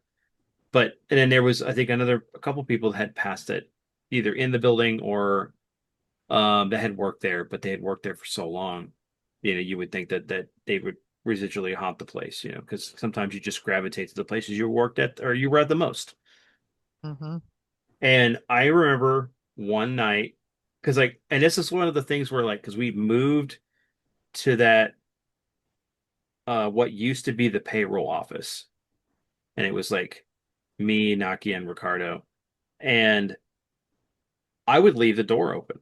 So like I'd see the clean lane and wave and stuff, just so I had it open, so it was just in that room. And I'm sitting there working on computers, and I just see this shadow go across the doorway, like at like basically like when Fuchs is sitting there Oh yeah. in the thing, and it's like you're just shoot, and I'm like my brain was like, what the hell was that? I got up and I looked around. I didn't see anything. I kind of walked around a little bit to see where the clean. She'd already gone, so the lights were on. So I was like, okay. So I was like, let me flip the light on here. And I walked around the corner and I flipped that light on so that way I could at least get out of the building when I needed to leave. But it creeped the shit out of me. And I remember I was always listening to scary stuff, any kind of spooky stories or whatever. And Nakia would be like, dude, I'm hearing weird things in this office. You need to stop listening to this stuff. I think you're bringing it in here. I'm like, no, I'm not. Yeah. But we would have like weird, like even in the warehouse, it felt weird. Like we would be out there doing something like fix a computer, like at night, and those warehouses ran 24/7. So, but there would be areas that they'd have shut off that they wouldn't be pulling product from. And you always felt like something was like watching you as you were there. I never felt threatened, but it was definitely scary when there's no one in that building and it's completely like the office side of everything. And you just feel like there's just something walking behind you as you're going through. Like I'd be going to go take the cart and going and putting equipment down for a new hire because that's what the time I'd get most of my work done was like I'd be like deploying equipment for new hires or replacements for people because no one would be there. I wouldn't have to deal with being asked questions or whatever. Oh, I have this problem. Go put a ticket in. Right. But no, it was always I miss that building and I still have it completely mentally mapped in my head, but that building's gone now. it's completely gone. They demolished it and stuff, and I don't think they've built anything over there. The family still owns the land, but they don't own the company anymore. When every time you tell this story, I'm reminded of HP. It's when we moved to the main campus, and there was a mile walk around, which Hmm. was like a sky bridges, and there were parts of the building that had been abandoned. The campus had been abandoned for years, so it was fine when you're walking around the place where it was, but when you got over in there and it was just emptiness, yeah, I always felt uncomfortable, and I walked a little bit faster because I was trying to do the circuit when I had a break. Um, but there was that bathroom I used to tell you that me and Robert hated, and it was bad enough that it had a motion sensor light at night. And so if you weren't Oh, hell no. moving, you go in or you set on a stall, you're taking care of business, boop, pitch black. And okay, all right. Shit. Pull out my phone to try to get the light so I can open the door and wave at the thing. Sometimes I was at the wrong angle, so it wouldn't register me. So I walk out with my holding my pants up, you know, and then get it to go. And then once the light came on, run back over and do finish, wipe, and get the hell out of there. But everybody hated that bathroom. You'd hear people from all the shifts going, I hate that bathroom. I always feel like there's somebody in that bathroom with me. I can't stand it. And I remember one night, um, I went and Robert was like, hey man, you going to the bathroom? Yeah. He goes, I'm gonna go with you. He didn't want to be in there alone. And so he was in one stall and I was like two stalls away from it, the other. And when that light went off, you could hear him cussing over there. He was like, ah, ah, ah, ah, F this. He wiped his butt, walked out in the dark, and left. I was like, okay. You could at least I wave didn't, the light but the on. light didn't come on. No, the light didn't come. I was like, okay, he's out. Why did the light not come on? Okay, I'm getting done and I'm getting out. And I heard the stall all the way at the other end, the door go bam. Man, I flew out of that freaking bathroom. I hadn't even had my pants up all the way yet or my belt buckle on. I was out of there. And I was like, man, I hope there's, nobody saw that and the cameras weren't watching me run out of the bathroom. But oh gosh, and nobody ever wanted to go in that bathroom. But We had we had something similar like that when I worked downtown in Phoenix when I used to work for the public defenders.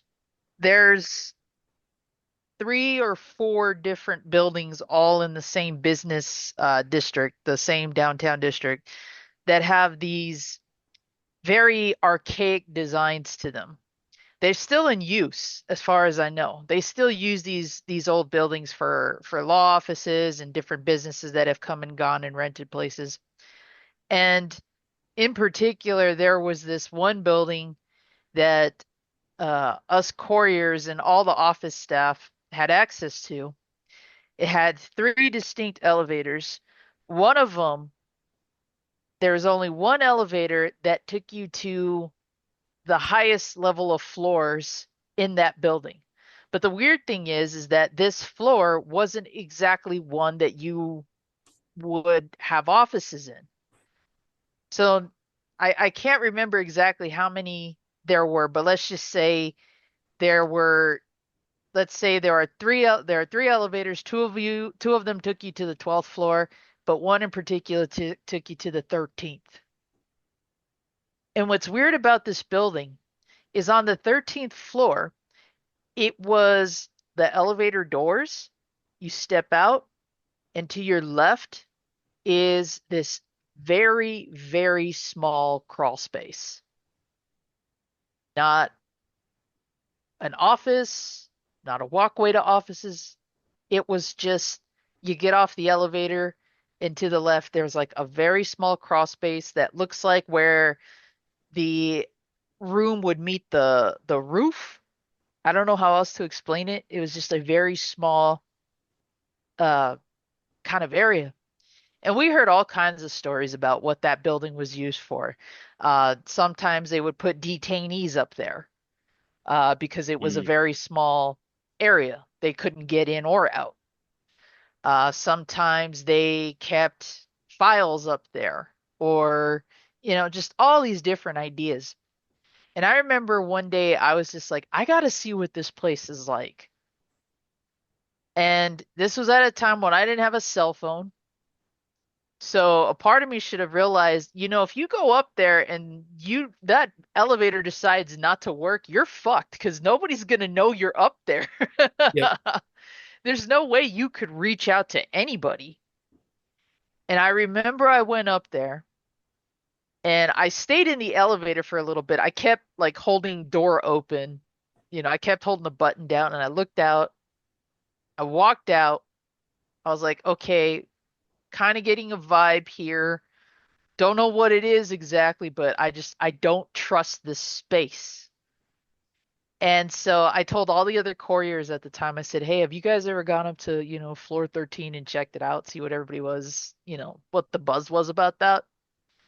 And I guess word had spread about floor 13 that all the new guys were curious, pulling pranks, saying that, the elevator doors stopped working, or when they got to 13, the doors wouldn't open and it would force them to go back down, all these different, ideas. And so eventually what we discovered was that only certain people were supposed to have access to that elevator.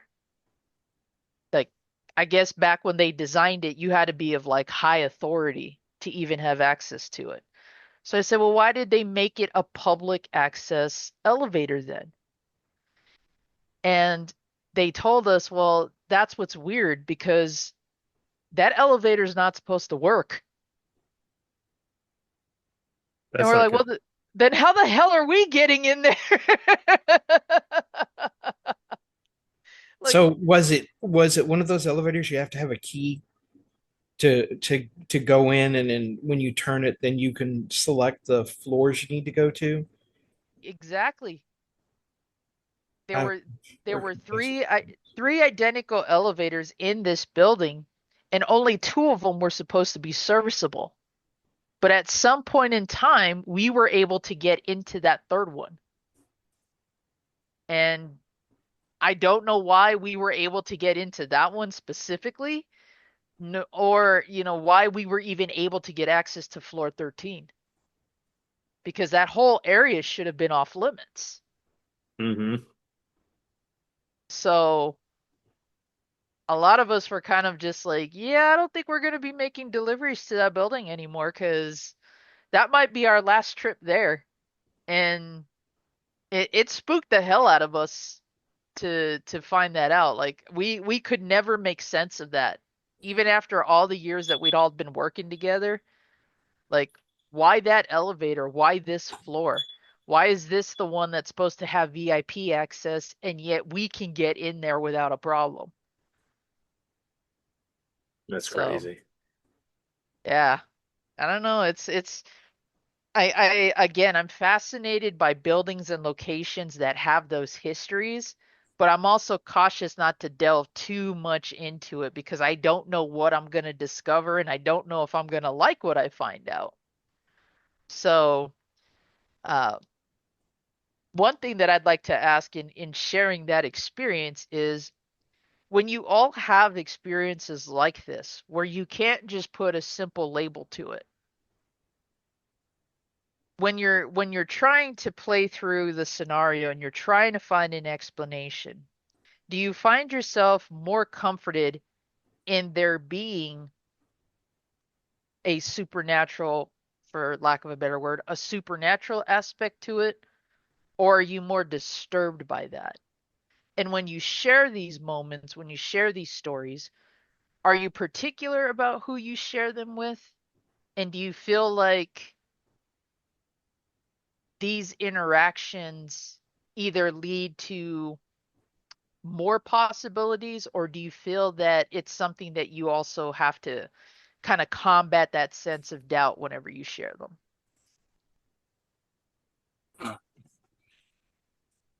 Me, I try and write them all down. And if there's no label to it, then there's no label to it. But at least you have it documented. And somebody else down the road could get a hold of that and say, okay, maybe this is this. Because, because those answers might not be there for me. I could just be somebody conveying the story. Mm-hmm. And I'm not disturbed by it or relieved by it either way. If it's a situation that I have to take care of, then I call upon my experience and whatever I have to get me through it. And if there's nothing to get through, then again, you just say, okay, that happened, this happened, because if you go into a situation preconceived notion or expecting something, then you're going to be looking for it. If you go in there blank, you're going to be able to handle it a little bit better, because it's going to be one of those, okay, this is actually this, unless it's something so, off the charts drastic, you're going to be able to take, previous experiences and things like that and add it to it, which is why I don't try and put any expectations or, like you said, one way or another. No, I'm not disappointed, not happy to have a result. The only time I'm actually happy about having a result is when I've actually done something, like helping a family or saving a family, or, if you know for certain there's an end to the story, just having it labeled something like that, that's basically, for me, it's like watching those ghost hunting groups on TV. Mm-hmm. They go in and they report it, they investigate it, and put it on TV, and very rarely do you get any resolve out of it. And that's become the expectation. Yeah, see if we can get activity, and that's about it. Yeah, and that's such the big draw, and that's what started the whole paranormal movement. Was nobody wanted the only show on TV that actually ever tried to resolve it was Paranormal State, and that was with Ryan Buell and his original team, and they of course worked with Ed Lorraine Warren and a lot of that stuff. But very, very few people now. They want it. I'm glad that the movement behind it. I mean, there's still a lot of people out there doing it and things like that. But I'm quite happy that the movement, the everything is this, everything is paranormal. Get out there and paranormal, the groups and the groups and the groups. I'm glad that's died down, because it's starting to thin out the herd. And yeah, you still got the ones that go out and say, okay, we're going to go investigate this. And yeah, we're going to go check this out. But, what it's done, it's the wheat, the chaff type of thing, to where, okay, now you got some of the ones that have been stucking around for a long time, okay, yeah, now they know that this needs to be resolved, but unfortunately, they have to make deals with the devil. Is this good television or anything like that? Which is why the best groups to find and follow or to work with are the ones who don't care about television. You cannot work in a field where ratings and money and advertising affect what you're doing. Right. I cannot stand these shows where they add music, tense music, or sounds, or they do whatever they can. The best ones are where they just go in. There's no scary music. It's just the events of what they're doing, and it's scientifically. They're trying to find something scientific to prove or disprove what's going on. And when they Exactly. can't, that's when I get interested. But the minute I start hearing the scary music or Mhm. the amp sound effects going on, Yeah, so all it's the fake to me. Foley. Yeah. Because a lot of times you don't even know what you've recorded. You walk Yeah. through and I didn't feel anything. I didn't sense anything. You go back and the camera picked up something, a motion sensor picked up something like a long hallway when there's nothing passing through it. Also, and it's got a motion sensor in it, and that thing goes off, and there's no reason for it to be going off. Or when you pick up an EVP when you heard nothing. Um, or when you've used digital cameras or other cameras and all of a sudden there's that image you can't explain. That's what I'm interested in. I'm not interested in the theatrics of it. Yeah. And Right. I mean, to answer the question, I'd rather be have an understanding of what I'm dealing with versus kind of going in blind because being unprepared can be the worst situation, regardless of, what you're dealing with. I know they say that if you're ever like you should never tense up whenever a hit's coming. You kind of just like go with emotions. But like dealing with like paranormal or anything else, I'd rather be in the know than not. Hmm. for me, I have experienced those nope, nope, not going to do it. Nope, I'm not. Nope, not pursuing this any It further. would it Letting wouldn't be it pertinent. go. I'm just done. Nope. And I have to follow my instincts with that. Hmm. But I'm obsessive compulsive. When I get onto something, I have to look through all the detail. I need to discover. I need to figure out what's going on. I've been that way my whole life, um, and it's like a dog with a bone, man. When I get on something that's really hit that one nerve with me, I'll do it. I'll be doing it for weeks on end, gathering up information. I filled up hard drives of just details, trying to figure out something. Um, but yeah, there's moments I'm like, I don't want, I'm not doing this. I don't feel comfortable. I don't want to have to deal with the consequences of what is going to happen here. You just know it. I mean, Hmm. pay attention, listen to your body, that hair going up in the back of your neck, that little tingling going on in your body. That's your body getting ready for fight or flight. Your body is going to tell you something long before your brain realizes it. Um, and So, which we can leave this story for the last. Yes, I know. And I knew you were. I've been trying to get around it. Gosh, man. Okay. Anybody else got anything to say before I tell the story? I guess since in because I'm definitely the outsider here of waiting in anticipation for what this story is going to be about. I guess what I would like to say to everybody who's been listening and following along, um, I'm curious to see what they bring into this yes. after we're done here, or if we decide to have a part two, um, because I'm fascinated by experiences like this. I've had my fair share, both good and bad. Uh, I have friends and family that have had their experiences, both good and bad.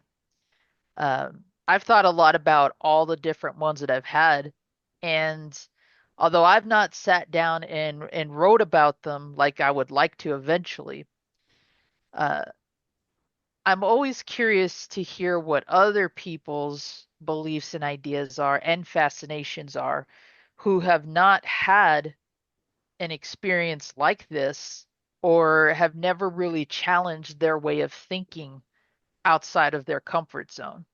I sometimes wonder whenever I talk to people about experiences like this, are they looking for the theatrics? Hmm. Like we discussed with reality TV and kind of hyping up something to the point where you're not doing it for the curiosity or for whatever reason you have other than just the recognition. So I'm always wanting to know if when I share experiences like this, if that's what the people who are listening are looking for themselves, or have I challenged them in a way to kind of think outside their comfort zone? So I guess I would like to preface this by saying before we get into it, I want to encourage everybody who has never had an experience or never have even considered the possibility of things like this happening to think about it before we dive in, and then I'd love to see what the responses are after. Let me write on that one for a second.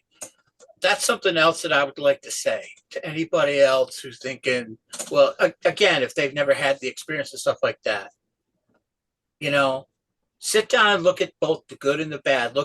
Watch an episode of the reality TV, pick up somebody's book, go and find a video of somebody who just put things out there on their own. Mm-hmm. Make sure you get perspective on it, because, it's like, oh, I want to go ghost hunting on Halloween.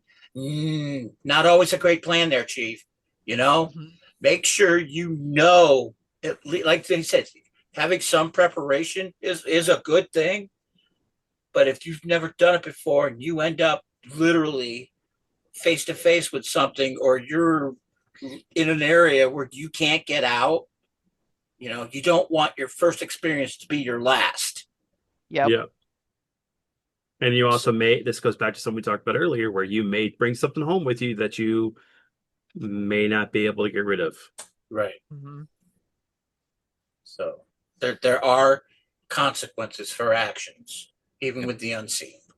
Yep. So one other thing too, just a note for people that are listening to the show right now, something we are starting is that I'm going to read the comments of most of what is put in an episode. I mean, it may change as we get going, where there's 100 people commenting. I'm not going to be able to read all that in one show. That may be a whole show on its own. But I may pick the top 5 or maybe top 10 comments that someone leaves. And we actually have a few from the last 2 episodes that I want to read. So, but yeah, we'll get into that at the end of the episode. Okay, gosh, I have not really liked talking about these events since they happened. At first I did, and then it seemed the more I talked about it, the more it drew attention to it, and the more it seemed to hunt us down. Okay.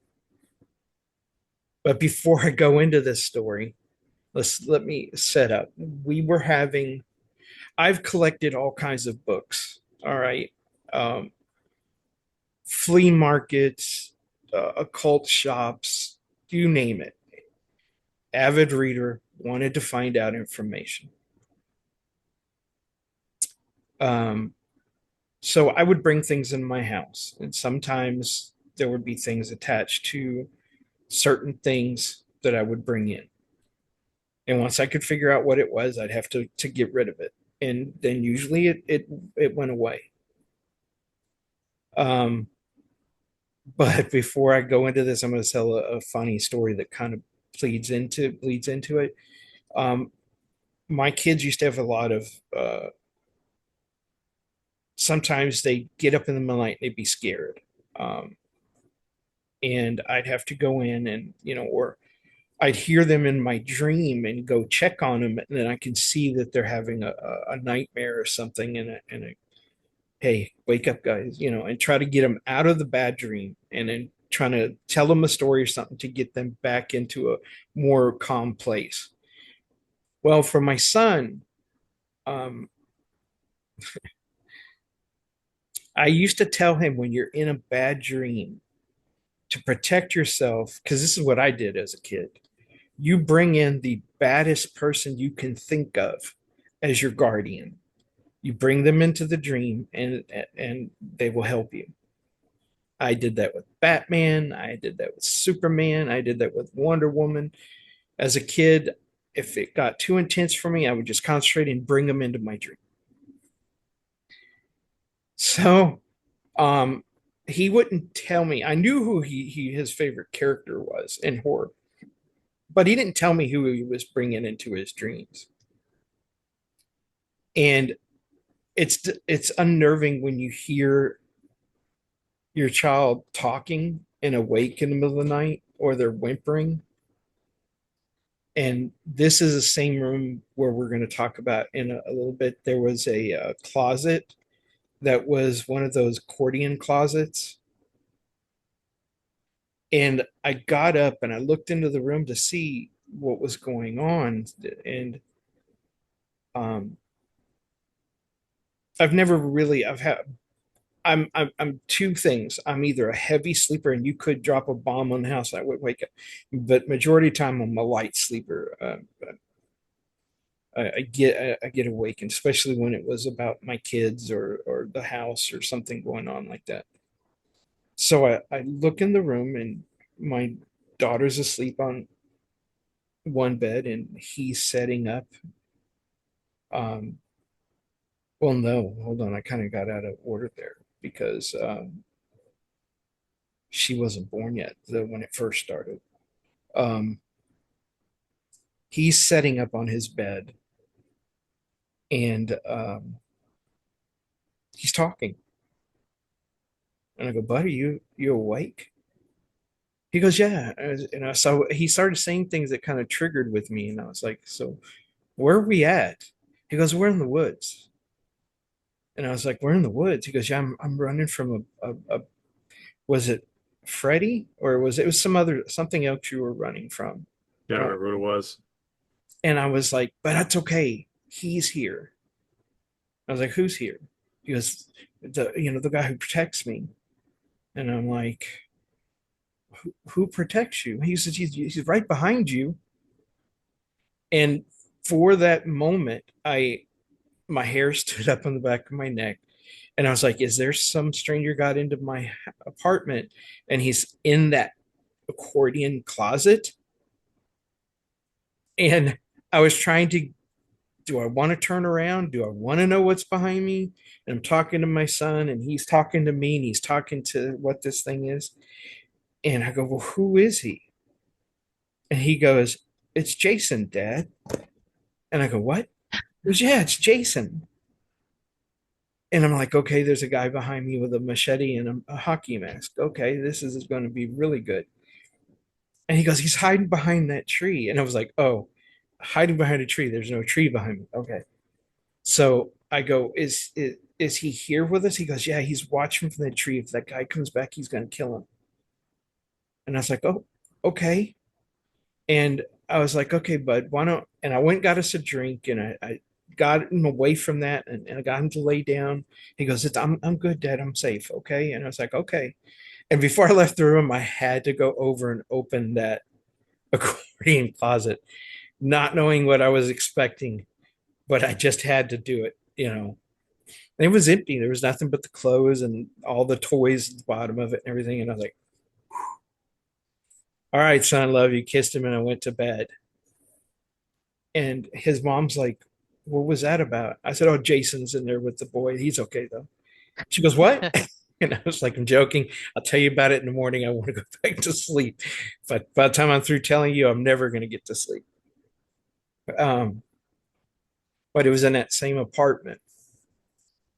And I can't tell you when it started, but each of us experienced it differently.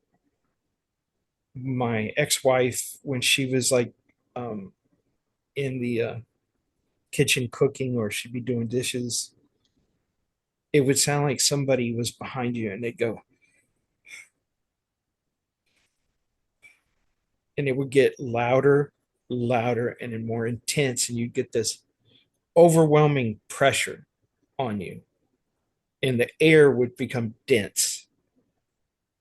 And then you turn around and it would kind of just break, and you wouldn't do it. I had it in the living room when I was watching TV. I had it hearing it from the hall. I heard it in the bathroom. My wife at the time would go, it's it. I hear it. It's in the room, and then I'd start to hear it. But it really bothered me when I'd go and hear it coming out of his room, and it scared me because it wouldn't go away. It seemed to follow Vince around. And there were nights that we would just me, her, and I'd grab him and we'd go get in the car and we'd go drive somewhere and we'd park and go to sleep like at a gas station or something because we didn't want to go back to the house. Um, did blessings, did everything. It always came back. We moved and it came back to the new place. And then it found us when there was my daughter and my grandson, I mean, my son. And I would hear them crying. And um, I'd run into the room, grab them, and I'd take them out and we'd go get an icy or something, anything to get away from the house. Um, and then one night, it seemed like um, the whole apartment we were in was getting louder and louder, and the breathing became more intense, and it was just all through. There was just everywhere. You couldn't escape it. And I was asleep, and she was like with the blankets up, and she was like hollering at whatever it was to go away. And I heard the kids whimpering. And she was like, "You got to go get the kids. You got to go get the kids." And I jumped out of bed and I ran to the door. And the door, I didn't shut their bedroom door. I wanted it open. I wanted to be able to get in there if there was a fire or anything. Um, and it was so loud coming out of the kids' room. Uh, and it made my heart hurt. It made just stepping into the room was so intense. And I saw my kids terrified, and they were hugging, huddled on one of the beds together, and they were hollering, "Dad, Dad!" And I stepped out, and I was fighting it, and my wife was screaming at me, "You got to go get him! You got to go get him!" And I was so terrified I couldn't move, and then my daughter screamed, and that broke me out of what was holding me. And I ran in, and it was literally like walking through plasma air. I mean, it was like a thick, thick air. Think of the worst day of humidity you've ever been through, and you won't even come close. Gelatinous Oof. cube, as if And it was I jello. got to them, Austin, Texas for me. and I picked them both up. And as I was turning, there was this just shadow standing over in the corner, and it started to walk towards me. And I was screaming at my wife, "Get out of the house, get out of the house." And I was running with them. And it was like moving through uh, mud or, slush. I was like fighting for every step. And I got into the living room area by the front door. She was fumbling with the door, and I could feel it coming behind me. And we got outside, we ran to the car and got in, and you could still sense it coming. And with everybody was screaming at me, "Go, go, go!" And we drove off, and we went way down the road. And if I remember right, we stayed in a hotel the next night because I didn't want to go home. And then finally, I got Ray and some other people to go to the house, them in the apartment with me. And we walked through it, and he was like, "Man, there is just something here." Because I always felt it, but not like this. Um, so uh, all of a sudden it stopped. We come home and it was not there anymore. It was gone. But I was always terrified it was going to happen again, and it didn't. Um, and we eventually ended up moving and moved into another apartment. And some friends came over, wanted me to talk about it, and I did against better judgment. And within a few days, it was back. And so I needed to figure out what was going on. And I went and talked to some people that I knew. And everyone had a different explanation for it. But one of my friends was like, "Hey, I know you buy all this stuff. What have you bought recently?" And I said, "Well, I bought a bunch of occult books that I was reading through." He goes, "Get them out of the house, get rid of them, and don't bring them back in." So I went and I just had a box and I just started throwing all that stuff. And I took it and I set it in a dumpster because I didn't want to pass it on to anybody. And but I made sure I did it far enough away from where we were. It was actually a construction dumpster. Um,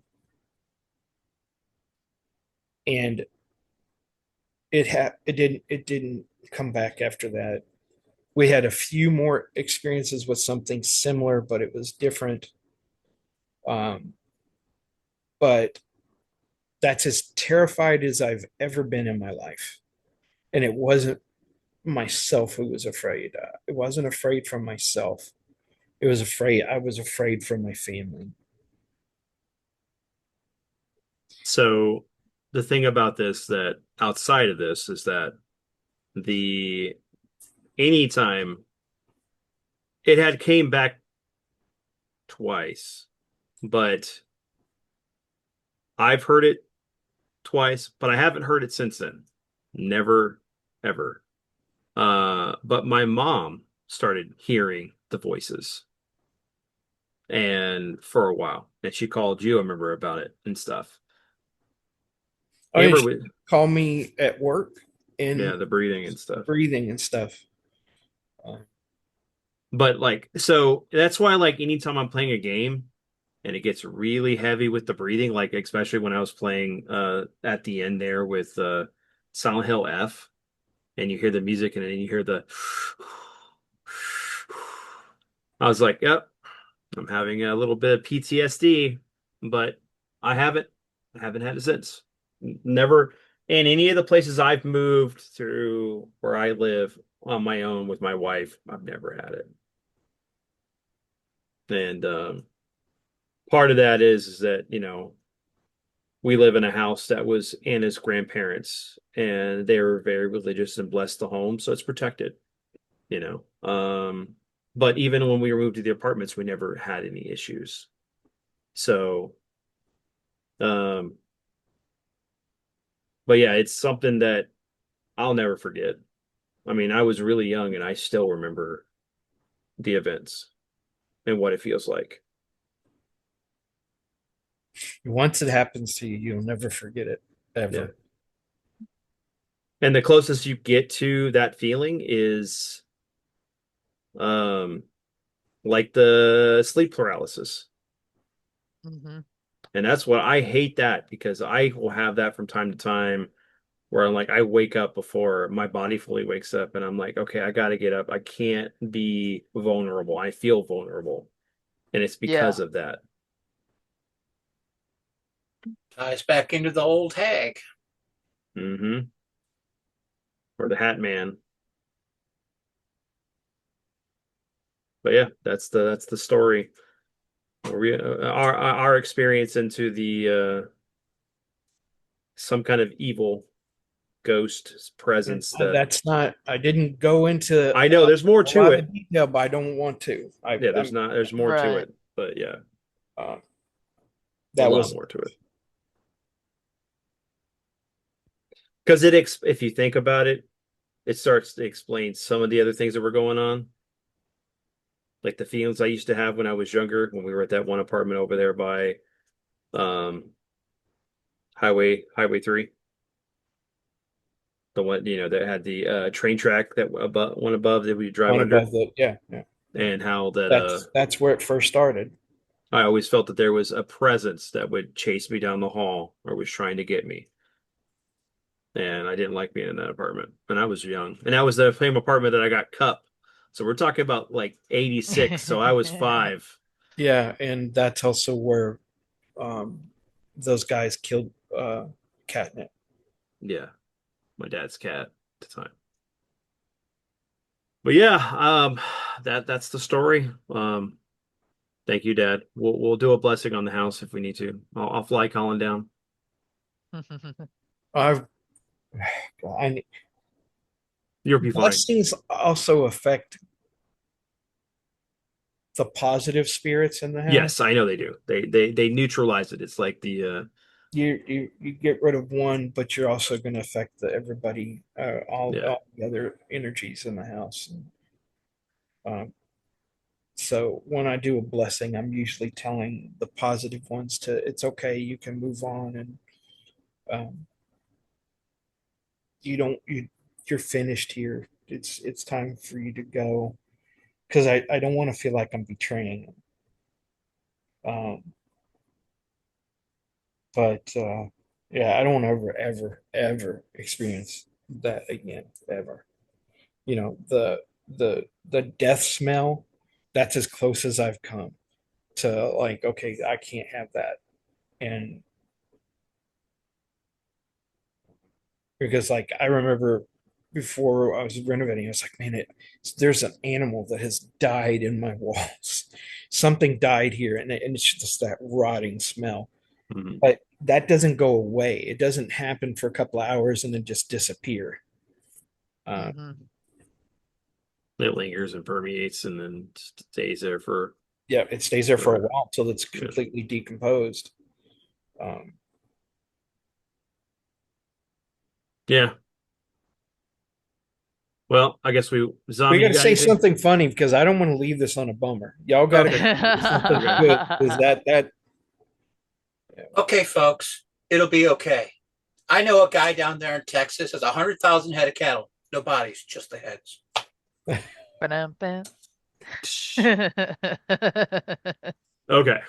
So we'll get into the comment section for the comments for people from the previous episode. So yeah, guys, if you want to have your comments read on the show, leave a comment in this episode. Tell us what spooky moment you've had in your life, or did you go ghost hunting, or did any kind of investigations, any of that stuff, any comments on things that we talked about. Put it down, we'll read about it. Mhm. We'll read it. But so for last week's episode, which was the cryptids and other creatures, Retro Ryan Oh said, no. I have always, sorry, I always love Bigfoot $6 million man episode. Oh, brother. I believe there are figures for it too, which are There dope. is. I used to have it. He said, fun episode, weird, wild stuff. And his best That's Johnny not Carson. Wild boy. yeah. All right, Really big so shoe.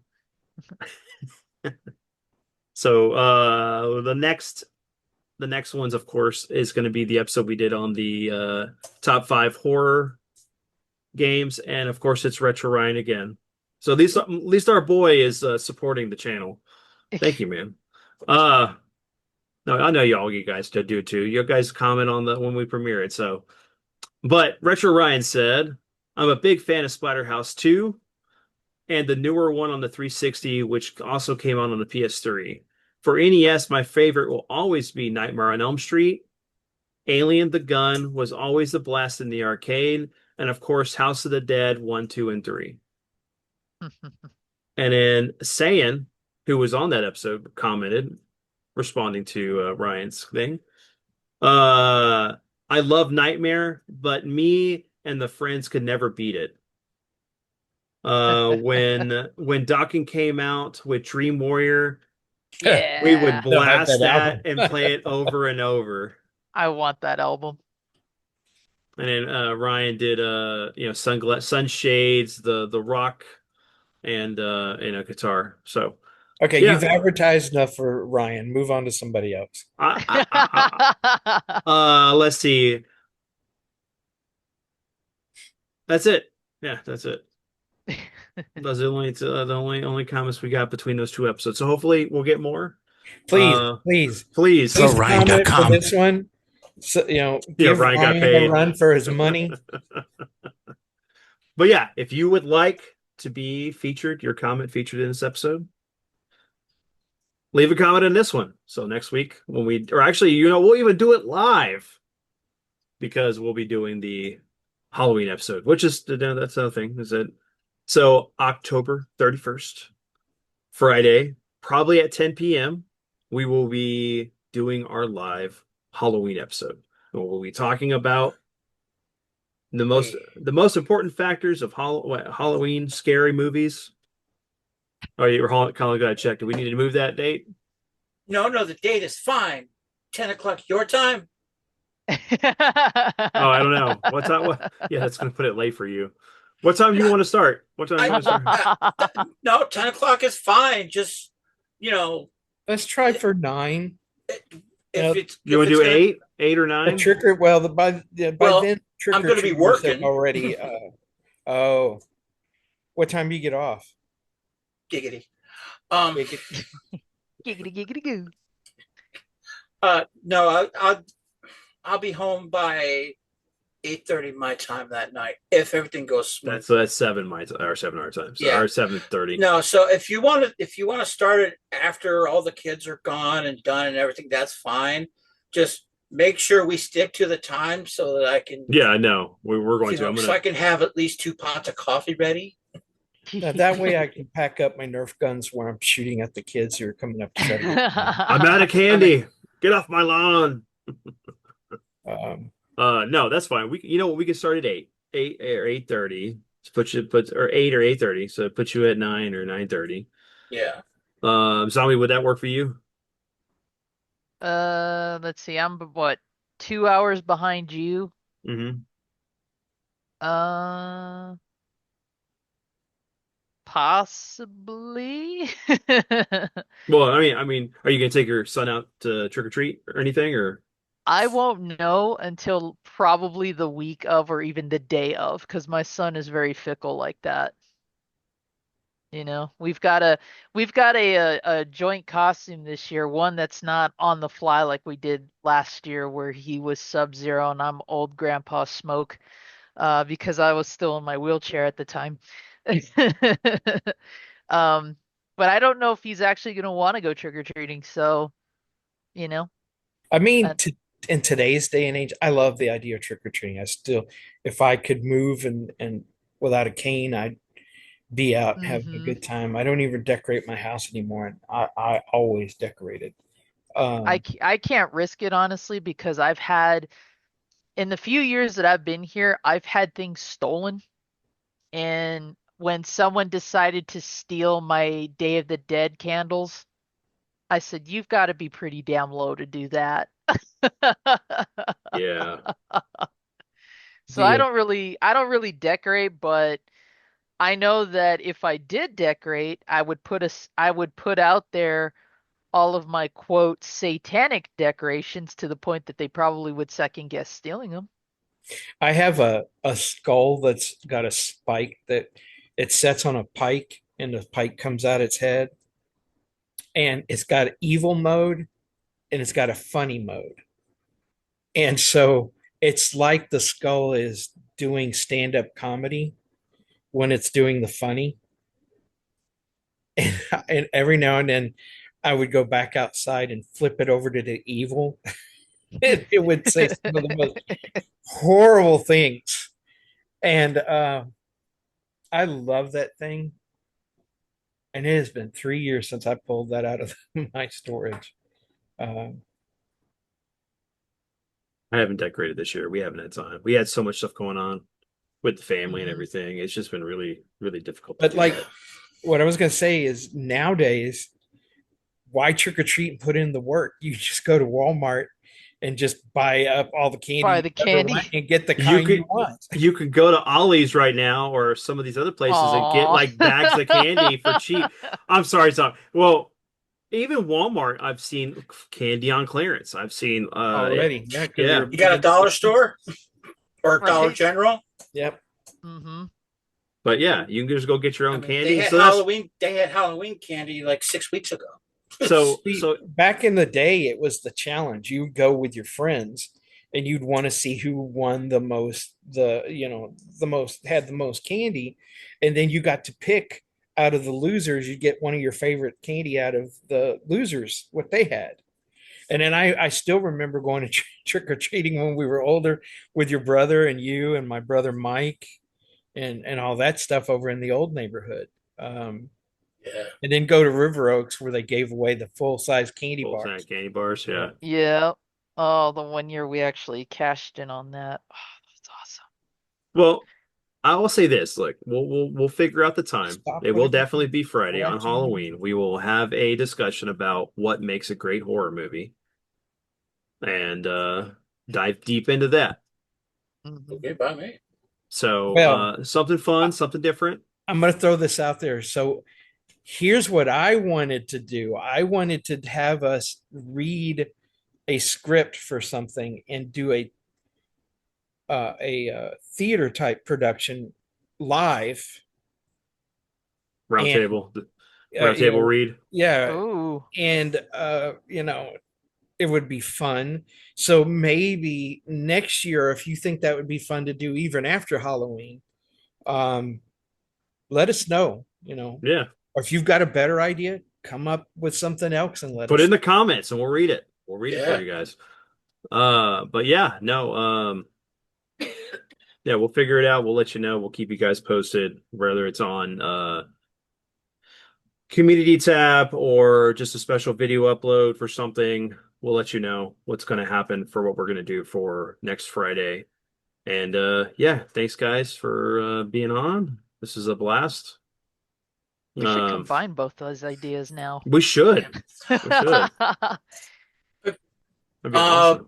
Tell you what, before we go live, let's do a link to my audio adventure series Halloween episode Okay, we can do where that. they go and fight James Earl Jones.